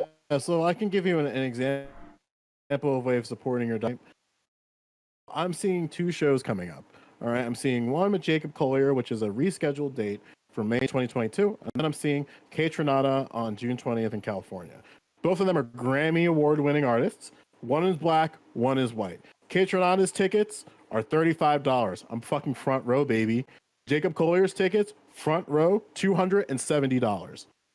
That's like, and then you can argue like, oh, it's just the space, it's just the aesthetic. Well, funny thing enough, Kate Renata is also performing in the same week that Jacob Collier is performing on the exact same venue, and his tickets for that exact same date, less than a week apart, $35. So something is going on there. And again, this isn't a fact like, oh, maybe it's just a lineup. No, it's just Jacob Collier by himself with his ensemble. No different than Kate Renata by himself. Like, there's discrepancies in the industry that just kind of get just, I don't even want to say they get ignored. Like, it's just I would argue the industry is going directly as planned. And like one of the things that I did actively, because it's just like, this is bullshit, is I sold my Jacob Collier tickets, and I was able to get a double back on that. Now, with that being said, there's different ways that you can support your dollar within black communities in your area. Like, some ways can be through direct products, and other ways can be through direct sales of artists and individuals that you find like very exciting and interesting. However, something that I think everyone should do, which we do with artists and individuals already that existed within white spaces, is give them chances. And something that I think for a lot of people, they will just sort of dismiss in a production, they'll dismiss a play, they'll dismiss artwork, they'll dismiss a t-shirt, they'll even dismiss a content creator just because somewhere in there, just because they're black. And that's just not okay. And something that we can do is just kind of like end that gap and like putting ourselves in those uncomfortable spaces that we might feel uncomfortable for some weird reason to support these individuals. And like, if you don't want to support them, that's fine. Just there's plenty of other places that you can show support. So Sure. okay. And I think the easiest way to support somebody is when someone decides to take on extra jobs for extra income. And if you have a wife that you would like to be serviced, you can supply that wife, and that's how you can support them as well, so that they can have more money and support their music careers. That's crazy. So okay, I now I have a question, and maybe this is aimed at maybe sort of possibly Gambit, but yeah, Gambit, and like okay. So and I guess Fnatic as well. So if going off of what Joe said, so I don't know either of these two artists, so I can't really judge any of them. But if African Americans are a lesser draw, right? If two artists of comparable experience, right, and who've been putting out music, right, like, but like, even in the same genre, if African Americans are a lesser draw, and even if like one person, African American, if you're comparing, has far more experience, done far more work than the others, is the industry not working correctly when it pays the African American less? Like, is that not capitalism at its finest? It can be racist because there's plenty of situations where the artists aren't more draws, right? Like when it comes to like Beyonce, when it comes to her like tours and her tickets and stuff, like they're not even comparable. Or you like even look at like her Coachella, like when it came to Coachella, like they ended up paying Ariana Grande, I think the exact same price as they paid Beyonce, even though Beyonce was like literally the first woman to ever headline it, and like her numbers were absurd, like she pulls in like tour wise. The reason why she's so insanely wealthy is because everyone wants to go see her. So Yes. like it's not actually even. It's not that like these people are of the same draw. It's just that they want to pay these other people more. No, but that wasn't my question though, right? And Yeah, the system is working just fine. Well, but it's not working fine if someone's a bigger draw, but they're paying someone else equal to them. No. So, no, that's Okay, well, look at what, but that's not the question that I asked. No, let's let Prime. Let's let maybe Prime say, because Yeah, me and Fnatic thought the same thing, so I want to see what Prime's real question is. Yeah. I'm talking about when Russell Peters. Sorry, hold on. Let me actually repeat my question. So, like, if African Americans are like those who have comparable experience but are lesser draws, like not Beyonce is Beyonce, right? Yeah, but I'm talking about if you have a lesser draw than a white artist, right? Despite having comparable experience, right? Or maybe take it somewhere because I'm more familiar with movies than I am than anything else, right? I think I can understand now. Is it not the market acting correctly? Right, even if the reason why there are lesser draws because of racism, right? Yeah. Even if that's the case, wouldn't the market be acting correctly by paying them less? My answer to you would be yes. Yeah, in the cases where people are lesser draws and so they're quantifiably paid less accordingly, like reasonably, then yeah, that would make sense. Like that's just the way capitalism works. But the thing is, there's so many situations where that's not the case, and so there's clearly an issue there. Yeah, I wouldn't. So what Fnatic is saying is exactly what I agree with. In those cases, I wouldn't fight those cases, right? Like if somebody is being paid less because there's lesser draw, even though it's inherently maybe because of racism of people in the country, but if 30,000 people say, "Hey, I want to give Fnatic $10," and 30,000 people say, "I want to give KTN $1," I don't think that's like capitalism working badly. I think that is capitalism working correctly, that Fnatic gets more money in that situation. Okay. We can say that we don't like the cultural, the cultural factors that are making that the case, but that doesn't mean that that's a problem with capitalism. And it also doesn't mean we want to live in a system that attempts to try and solve that cultural problem economically. So you can go. It's fine. You can go. Oh, I'll let you go, Joe. Then we'll go Kate Scan, Azzy Catarana, Matt Ladden. Okay. Something else that's important when we're talking about it within this realm of music, right? Is that there is a perceived draw, and then there's what actual reality is. I'll give you an example, right? So Taylor Swift pulled her music off of Spotify back, I think it was in 2013 and 2014. One of the things that she cited as one of her arguments is that people can still listen to my music if you go on iTunes. And she's like, I'm always up to try something. And I tried it and I just didn't like the way that it felt. Like that was literally her stupid ass take. And then she was also said in the same breath, like, I think there should be an inherent value placed on art. And like, these are totally fine things to have, but you're lucky as fuck to be able to pull your entire discography off one of the to eventually becoming one of the largest streaming platforms and then still sell out concerts, where some artists, much like Drake, still have issues with selling concerts. Where Taylor Swift, at one time, she did her all of her music was exclusively on Tidal, and then she was still able to sell out concerts and promote albums and promote her artwork. And something that happens within the musician space is that Black artists have to grind on every single avenue in order to push this thing through, where white artists, and sort of like white adjacent, whether it be like Eurocentric or what have you, in other countries, is that they're able to not have to really participate in one of those aspects. One of those things could just be, as Taylor Swift acknowledges, that she spends more time and energy into live performances. Beyonce can't do that. She can't dedicate all of her time and energy into live performances. Like, she still produces content in a bunch of different other sectors. Kanye, different other sectors. But the idea that like some like white artists are able to just drop everything and do one thing, it's really telling of how hard these artists have to work, and they're still struggling for pay. And that's an aspect of like, I guess you could say, of capitalism working as intended. KTN as i Katrana Mellan. Yeah, I mean, there was that comedian Russell Peters who apparently was the hot top selling comedian for like a few years, and he wasn't a draw in the U.S. or he wasn't a draw in UK. I think he might be British, but he went and just took the global market.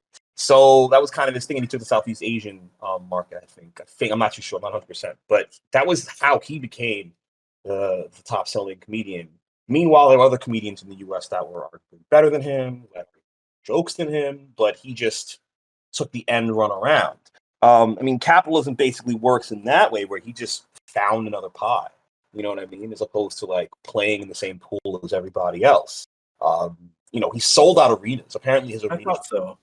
Yeah, he's an Indian guy. So then Yeah, he went yeah. and he like capitalized on his Indian market. Unfortunately, Yeah, black so- people don't have the means to do that in most cases, because black people have been so historically disenfranchised and discriminated against and oppressed systematically in this country, such that we can't literally just say, well, we'll appeal to the black dollar, because the black dollar doesn't circulate in black communities.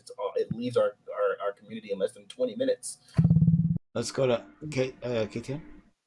Yeah, but that's also another option. It's just getting, for black films, just getting to a wider market. There is the continent of Africa. I'm not gonna. That's something I'll harp on, whatever. There's the UK market, but just having that kind of collective. For a guy like Idris Elba, he didn't have a big market for his performance in the UK, so he came and dipped into the US market. We've got all the black British actors who come to the U.S. because, and I think he made a whole statement about it. He was like, yeah, there's not enough roles for me here. I can't be like the best black friend in the UK, so I'd go to the U.S. And, eventually I think that should be expanded out further. There are some musical collaborations between like South African musicians, Nigerian musicians, U.S. musicians. Black Coffee, he's South African.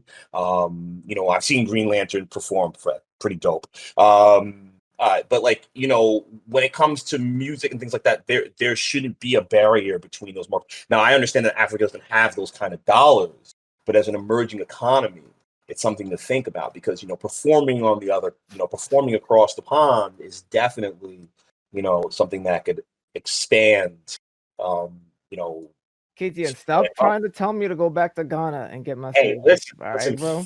listen, man. I fought for this country. My It's parents. not wrong. No. Like, Hey, the DJ industry, like, I'm not pitching tourism, bro. I'm just telling you. yeah. Talking about dollars circulating globally. I'm not telling you got to plant. Yeah, but you do agree though. Like, one of the things that the DJs did as an example, Black Coffee is a great example, where it's like, fuck the American industry. I'm just gonna do African shit.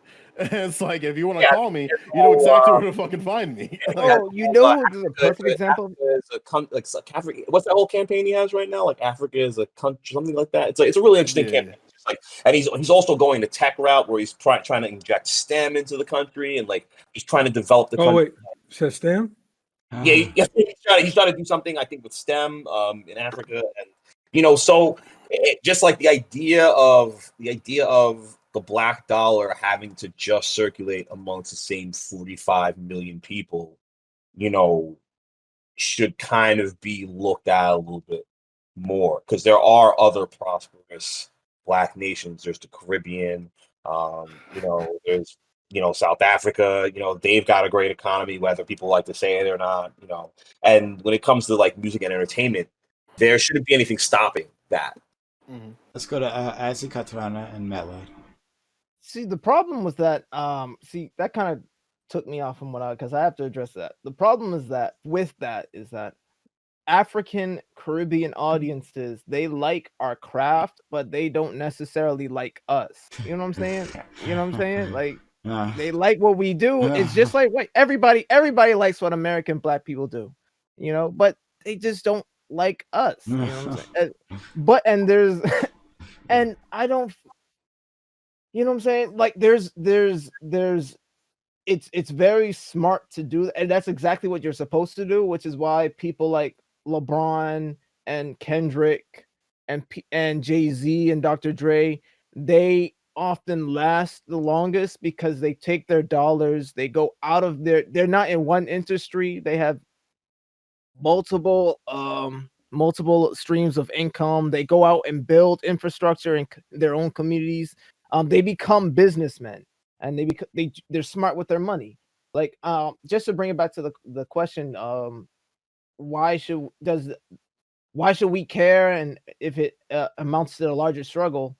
If these people will, if they're not with the little bit of money that they're making, but to us it's a lot of money, but to them, they have discrepancies to the money that they're making. If they're not being smart with their money, if they're not going back and investing it within a community where they can get growth from that, from that money, then what happens is they end up broke within 10 to 20. They end up broke at the at the end of their career, because and that's why I call them caged birds, because they use all their money to protect their cage, and they don't go out.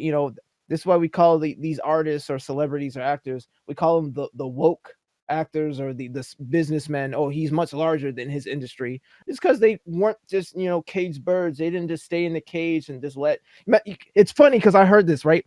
Jay-Z's largest grossing market, right? I think somebody told me one time it's like single white women. Single white housewives are the people who are paying the most for Jay-Z albums. Fanatic. I was going to say, what I'm saying? So maybe y'all gotta. And this is why I applaud my Asian brothers and sisters, my Indian brothers and sisters, because you know what they do?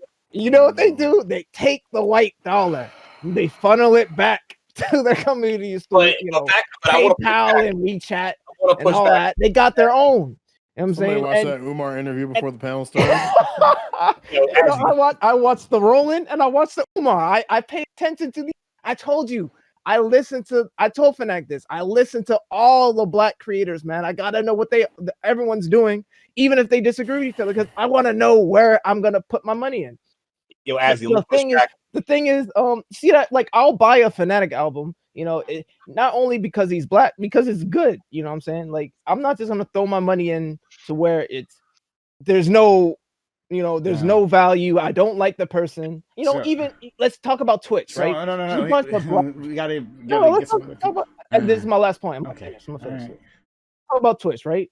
A bunch of black Twitch streamers, man. There's a bunch of them.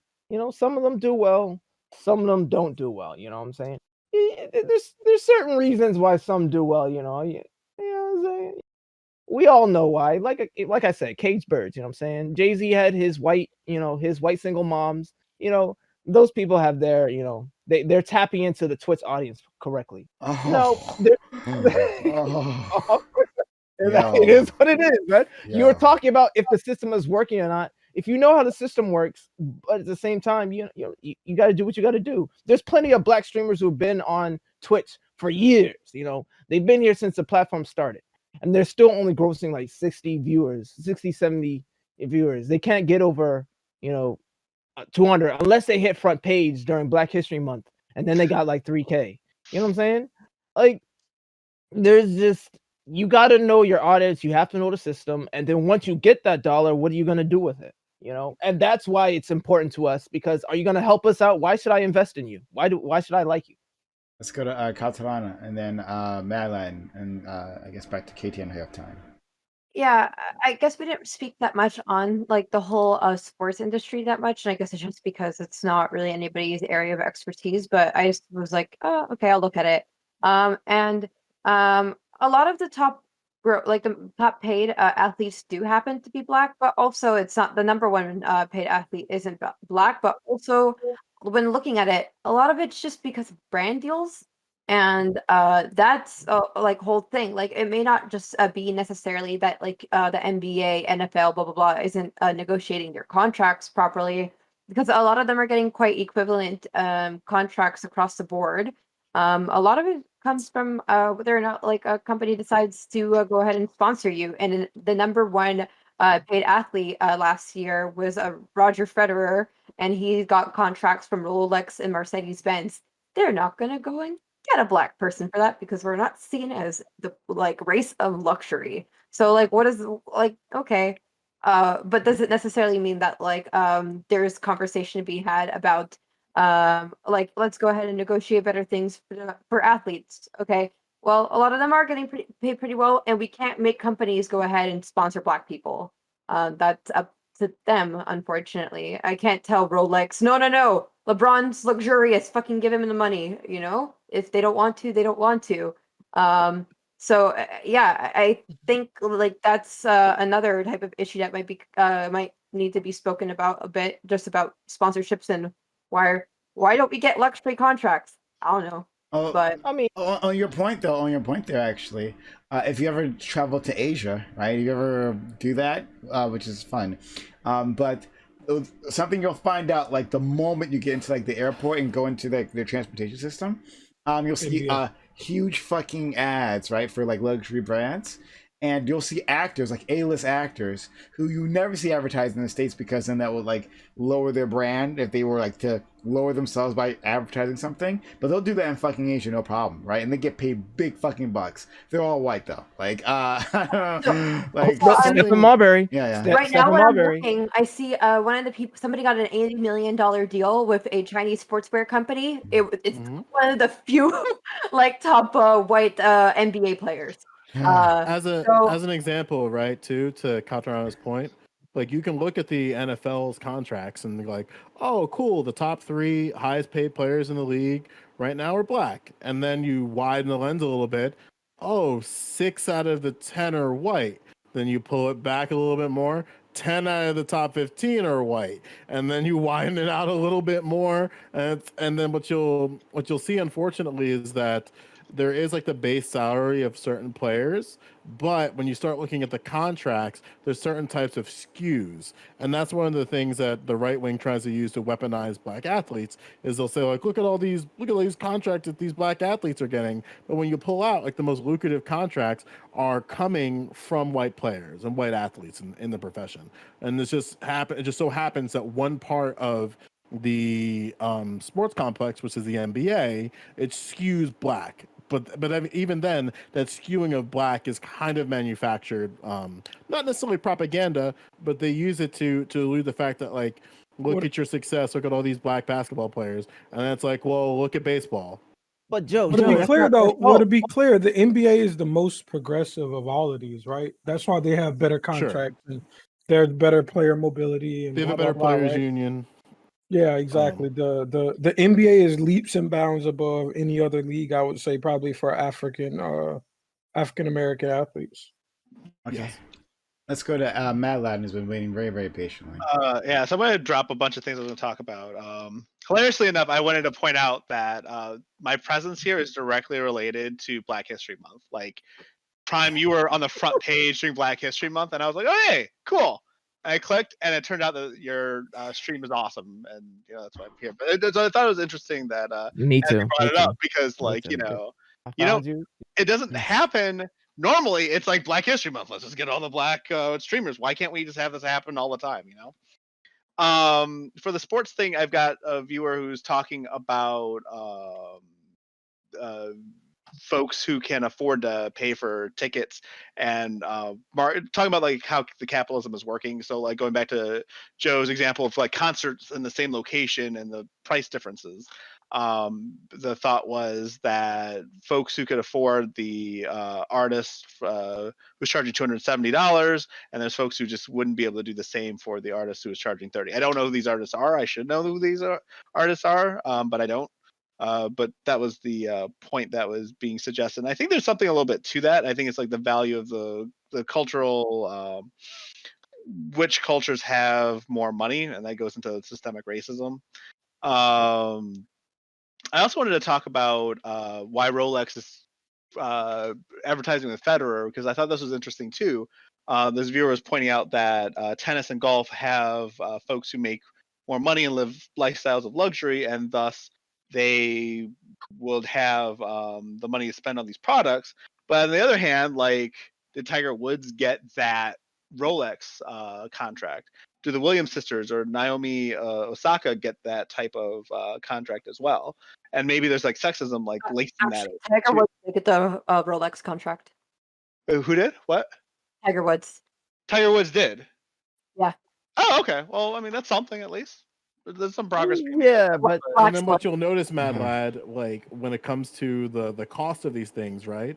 You'll see these people exist in the same spaces too. It's like the same, like not that it sounds conspiratorial. When you look a little deep, it's a little fucking weird. The same people who can Illuminati. attend Wimbledon, who are like the same like high tier athletes who are going to Wimbledon just because they can, are the same high tier athletes that you'll see at the Met Gala, who are the same high tier athletes that get invites at the NFL awards ceremonies. And it's like, hang on, why is Tiger Woods at Wimbledon and the Met Gala and the NFL Honors Awards? and then it's like, and they're always like front row of that. It's like, it's really bizarre to me how it's like how wealth is sort of prohibited in these type of spaces. And then like you'll see that like you'll find Tiger Woods. The media will make sure you know Tiger Woods is at Wimbledon, who's at the Met Gala. You'll make sure that if Osaka is at your event, they will find her. Like, and that's just like Wait, token minority. Joe, you didn't get your like after we kicked Alex Jones out, we told them to send you your invite to the Illuminati. You didn't. I didn't get that invite. Oh, So actually, I wanted to not called do something practical Illuminati. It's called here. nepotism. Well, right. Go back to nepotism. But no, I wanted to ask a practical question. Like, who are artists that you guys recommend that don't get enough recognition? Because like that might be like something that would be Fanatic. Yeah, I would say there's an artist. His name is Fanatic. You spell it with a Q, Fanatiq, okay. on Spotify and Tidal and SoundCloud, or wherever else the freak you want to look at music. I think they don't get enough recognition. I think they're probably start there. All right. Yeah, his Fanatic soundscape is pretty good. Sometimes that retro future it gives me a headache a little bit, but that's it. That's me personally. I got my head. All those. I can't do retro sounds too much, but soundscapes and area is pretty good. It's pretty good. You know what I'm saying? I would maybe say- Joe would have. Sorry, what? Go to a place. Yeah, never mind. I'll do it in closing. Okay. Yeah, I was gonna say like one thing that I like to do. Oh, sorry. I'll do it in closing. Okay. All right. If we're KTN. wrapping our stuff, but Yeah, I was gonna say like there are some black businesses and black creators that they don't always have all of their they don't always have all their outlets to support them to have fan support also. Like I bet there's right now there's like a Japanese anime or business in Japan, and it's black owned, black run. Dude went there, he moved there. It's called The Art. And I remember one day I wanted to like get something from him. He does commissions. It's expensive. I was like, yo, do you have any merch? Do you have stickers, shirts, sweaters, something like that? His answer to me after like 2 days, no. There's another guy that I follow. this guy Rich rebuilds, and he like rebuilds Teslas, et cetera, et cetera. Like, you know, I went out, tried to find more fan art and like more merch from him, sweaters, stickers, things like that. And it was hard to support this guy because I'm not going to go buy a Tesla and then take it to his garage. I don't have a Tesla to buy. You know what I mean? He has a Patreon. I support his podcast, et cetera, et cetera. But, you know, a lot of times, especially with some rappers, you know, they'll just go out into like the early like Pinky, like the early OnlyFans, where it's like, yo, I need this direct payment, so I'm gonna just go to this club, show my face at this club, get my 10 racks, and then like walk out. You know, so that's kind of a thing that like a lot of artists should do. I mean, I actually was thinking this in my head today. I was like, I wish Prime had some fucking stickers that I could buy from them. You know what I mean? So I could stick them on my laptop and then just promote Prime. You too, Fanatic, get some stickers too. But like, you know, it's just like, I think once again, it's another issue, in my opinion. I'm not saying that this is like gospel, of people just, like, you know, creators just having more outlets to get more cash. You know what I mean? And making sure that that cash goes directly to them, because there are ways around that. Like, you know, it's not like if you have a contract, you can't just have your own merch. You know, even like the podcasting game, you know, like a lot of people, comedians, you know, they're not doing good in the clubs. They go start a podcast and they get a Patreon, and then that money goes directly to them, and they create their content and get popular and famous like that. You know, YouTube is one of those things that monetize people like that. You know, and another thing to push back on Azzy, yes, you are right about the Caribbean, African American divide. I understand that, but usually after one generation, when the first generation leaves that country, comes to the U.S. or goes to anywhere in the West, that divide usually shrinks, because quickly that next generation understands that there's really no fucking difference in the way the wider global world treats them. Stop So, lying, KTN. You know, if I can't do the Afro dances, that they ain't giving me that money, bro. You know, I mean, stop bro, lying, bro. Tell the truth. you got that rhythm in. Just come on. Once you hear the beat, it's a rap. So I don't want to hear it. You know what I mean? You take Wait, KTN, are you saying that we will accept them if they come here, or they will accept us if we go there? Because I think That's what those are he's two different saying. statements. He's saying go back and reconnect. No. Now, what I'm saying is, generation, like my generation, I'm second generation, I'm first generation. Most people out of my generation, we kind of throw away, because that goes back to that elder conversation that you had, really, which I missed. You know, elders sometimes have bad ideas, and those bad ideas usually take a generation or two to get away. So, you know, usually when the generation that comes here, born here, stays here, schools here, understands that whatever those preconceived notions were are somewhat bullshit. You know what No, I but mean? that's my point, though. When they ingratiate themselves in our culture, we accept them. But I don't know if it's reciprocal if we go there. There is Yeah, it's reciprocal.